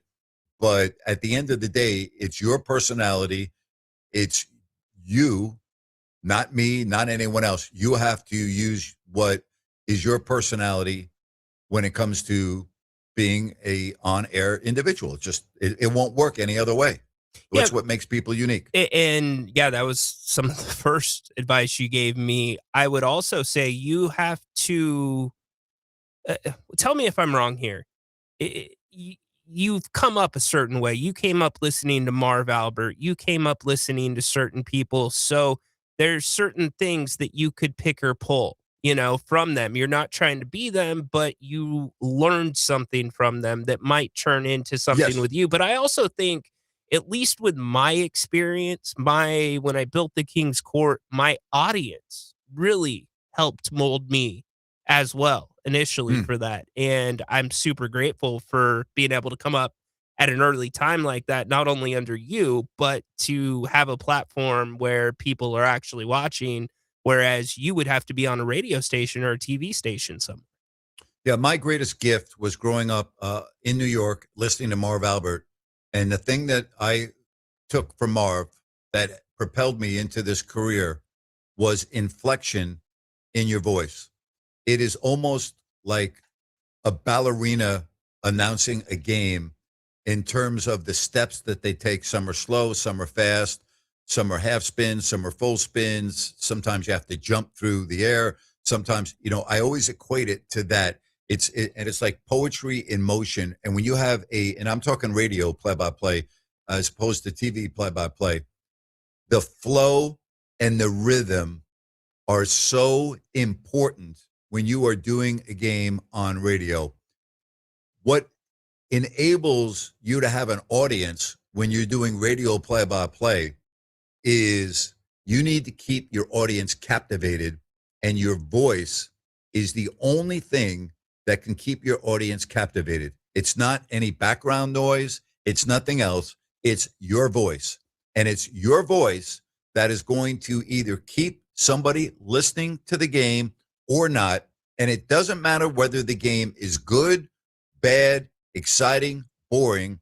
Your voice and your voice alone and how you deliver the game can keep your audience through thick and thin. And I actually, over the years, enjoyed doing games on radio more than TV. And I always point to the clip that's on YouTube of me for about a minute and a half to 2 minutes. Dave Grassoff, who's just a phenomenal, talented videographer, cameraman that I've worked with, great guy, still in the market, was in Dallas back in, I think, 2003 or 2002. I can't remember what year it was. And I was doing the game by myself on radio on the weekend. And he came up to me before the game and said, "Are you okay if I put a mic on you? I'm going to be on the baseline and I'm going to be shooting the game, and I would love to have your voice." And I'm like, "Yeah, no problem at all." And he put together clips from that game, which I still, from time to time, go back and look at. And I do that because I can't believe that that's me announcing the game. It's under DG Grant Napear Calls. If you're looking for it on YouTube, it's under DG Grant Napear Calls. It's 1 minute and 57 seconds. And to this day, we talk about perfection with Sean Salisbury. And we'll go to the break and then we'll come back and talk more about this. But to this day, it may be my favorite game that I've ever called. And I've got a funny story that I'll get to when we come back to wrap up the show on Fox Sports Sacramento. We are Platform.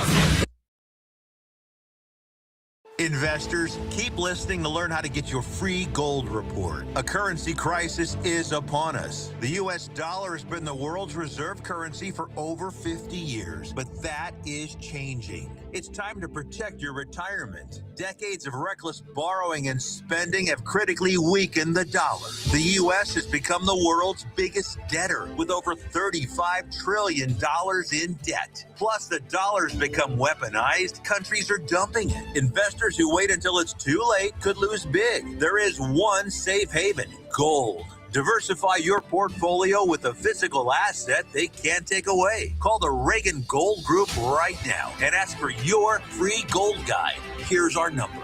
800-941-4184. 800-941-4184. 800-941-4184. That's 800-941-4184. Listen up, guys. Are you experiencing any of the following? Fatigue, less drive, poor performance? If so, you may be one of the nearly 30 million men in the U.S. today dealing with ED. But did you know you don't have to pay hundreds for a prescription anymore? And you don't have to deal with the hassle of seeing the doctor or the embarrassment of going to the pharmacy for a certain pill. Now, with one free call, you can find out how Herbal Virility Max can help you feel like a man again. For over a decade, Herbal Virility Max has helped guys just like you put a smile back on their face with improved performance and drive. Call today and ask about our buy one, get one free offer. 800-690-8445. 800-690-8445. 800-690-8445. That's 800-690-8445. Hey, it's Grant Napear from my friends at DAS Mechanical. Did you know most homeowners are changing their heating and air systems from gas to all electric? It's about getting more energy efficiency and saving a lot more money every month on energy bills. If your current heating and air system is 15 years or older, it may be time to consider a change. Call DAS Mechanical first. Nearly all of DAS's work is gas to electric whole system changeouts.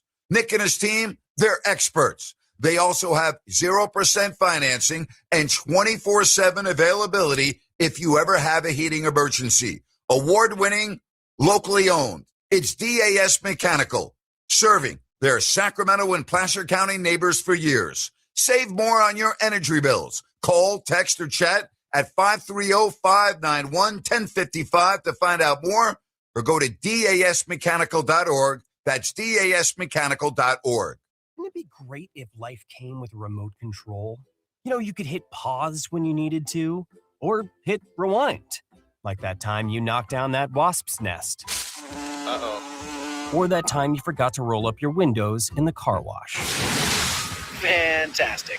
Yeah, a remote control would have come in handy then. Well, life doesn't always give you time to change the outcome, but prediabetes does. With early diagnosis and a few healthy changes like managing your weight, getting active, stopping smoking, and eating healthier, you can stop prediabetes before it leads to type 2 diabetes. It's easy to learn your risk.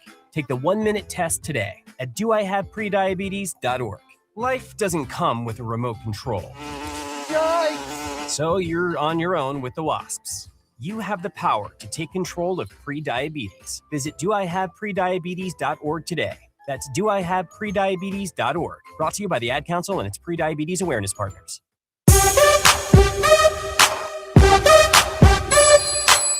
Final segment, Fox Sports Sacramento. As I was saying before we went to break, so I'm announcing that game by myself. It was just an incredible game. Playoffs, Dallas, Dirk Nowitzki, Nelly, Rick Outerman, Kings, Mavs, big-time playoff series. And I'm drinking a lot of water. And there was one shot of the minute 57-second video that's on YouTube of zooming in on me as there was a timeout called and I was going crazy. And in front of me, you can see all the water bottles. And so after the game, I interviewed Bobby Jackson, and Bobby comes and sits down in front of me, and he looks at all the empty water bottles. He goes, "Dude, you thirsty, man?" I'm like, "Yeah." I'm like, I felt like I was playing. I was working so hard. And he started laughing. I go, "You got to hurry because I got to go to the bathroom real soon."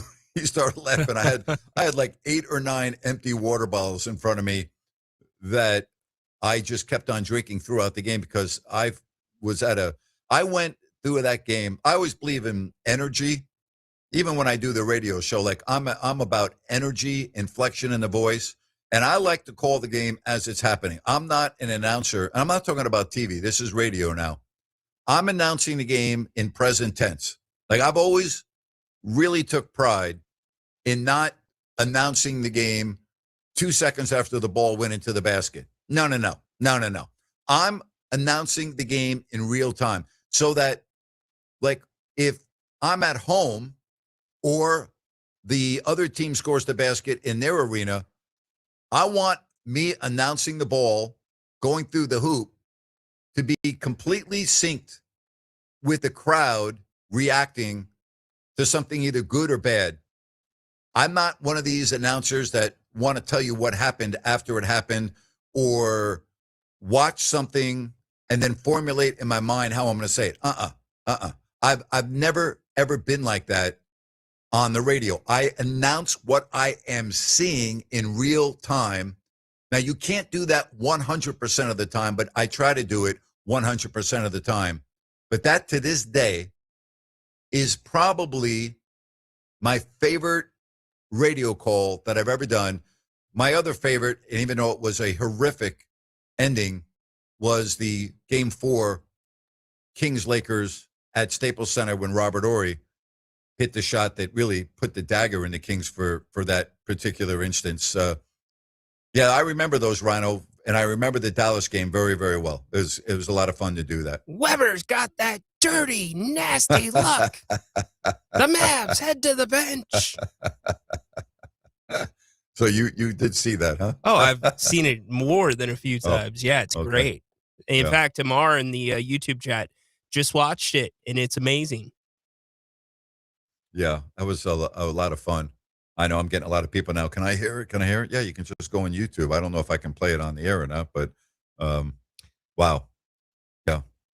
But I just learned that at an early age, listening to Marv Albert with energy and inflection in his voice. So you asked me what you take from listening to different people. First of all, I grew up pre-internet. Mm-hmm. So I only could listen to the New York announcers or the announcers on network. Yep. I couldn't listen to the Chick Hearns and the Bill Kings and others. And I always talk about going to Bowling Green and being indoctrinated to Ernie Harwell with the Tigers and Jack Buck with the Cardinals and Dan Kelly with the St. Louis Blues, because you could sit at night and on AM radio pick up stations all over the Midwest. So, yeah. Pretty cool. Yeah, I think I was on your podcast, and we talked about Rome. And what I'm doing is nothing compared to the career you've had. But in that same sense, for me, it was all about creativity. That's what I took from Rome, because when everybody's going a certain direction, you got to go the other direction. Well, you have to make yourself different than everyone else. So what is it about, I always tell individuals, what is it that is going to make someone want to listen to you or watch you as opposed to your competition? Yeah. Right. And I think if you go, and each media entity is different and platform is different. Like I wouldn't announce a game on TV the way I announce a game on radio. You can't. It's night and day. Again, if you were to listen to the radio call that is on YouTube of me and the Mavs, I would never be able to announce a game like that on TV, nor should I, because it's not the right platform for that.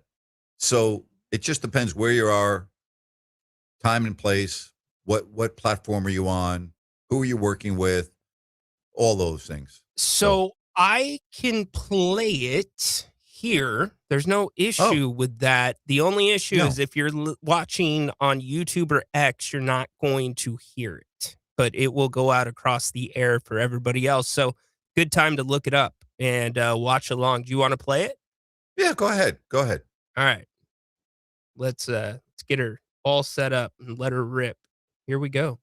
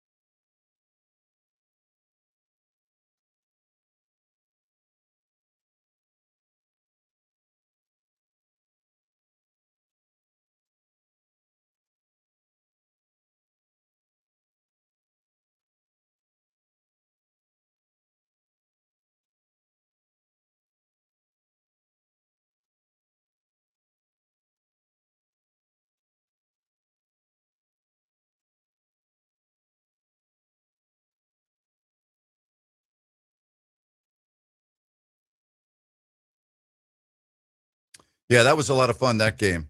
That was a lot of fun. Now you can understand why I had to go through 8 or 9 waters. It was like that for 4 quarters. That was the pace I was at for 4 quarters. You had such a good seat, too. Your seat was incredible for that game. Yeah, we were. It wasn't bad, was it? Yeah. Holy moly. Yeah. But I love doing the games by myself. I loved having the, like, I'm not even sure how to describe it, but being in that position was incredible. Hey, before we wrap up the show, I want to tell you about my good friends at DAS Mechanical, family owned and operated since 2018. HVAC retrofit and service specialist. That's what they do so well. Again, HVAC retrofit and service specialist. Yes, they do new systems. Homeowners, businesses for commercial maintenance. They are awesome. DASmechanical.org. You can schedule everything online and understand when they come out to your home or business, they're going to take you through every step. They're going to make sure that you understand what they are doing, what they have found, what they recommend. They're awesome. D as in dog, A-S as in Sam, mechanical.org. And if you should need a new system and you need financing, many options available, including 0% interest for 18 months. Again, go to dasmechanical.org, schedule everything online, check out all of their 5-star reviews and their numerous best of the best awards. That's dasmechanical.org. So, yeah, thank you for finding that so quickly and putting it on. It brings back great memories when the Kings were right up there among the very, very best in the NBA. And those playoff series between the Kings and the Mavs, boy, were they fun. Nash, Nowitzki, Michael Finley, Don Nelson is the coach. The Kings with Weber, Divac, Stojakovic, Bibby, Jackson, Christie, right? Pollard, Hito coming off the bench. Boy, what a phenomenal time and memories that that provided. But that one game where the Kings were down by double digits and came back in the fourth, and you could just feel it and sense it in the crowd. You could say, oh, boy, this is not going to be good.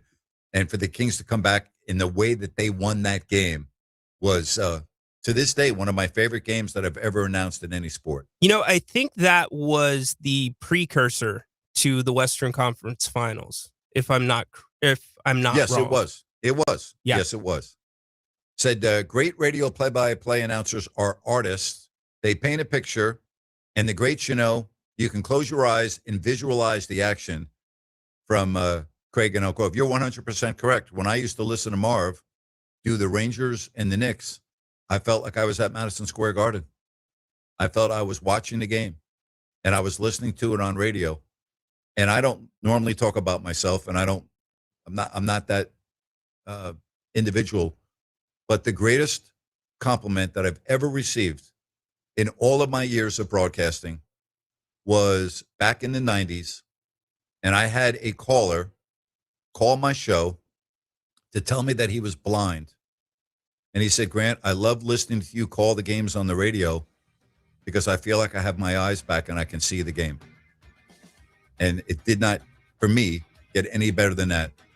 And when you get a compliment like that, I always say, just keep doing what you're doing. To this day, it's the greatest thing I've ever heard from anybody. My thanks today to all of you for your input on the show. So happy that Dorian called from New York. He and his girlfriend, Gisette, having a great time. For Sean Salisbury, Rhino in Sacktown, I'm Grant Napear. Remember, 7 o'clock tonight over on YouTube and X, my Open Forum Wednesday. Thanks again. Until tomorrow at 3 o'clock or 7 o'clock, Grant Napear saying so long, everybody. And thanks for listening to Fox Sports Sacramento. Bye-bye now.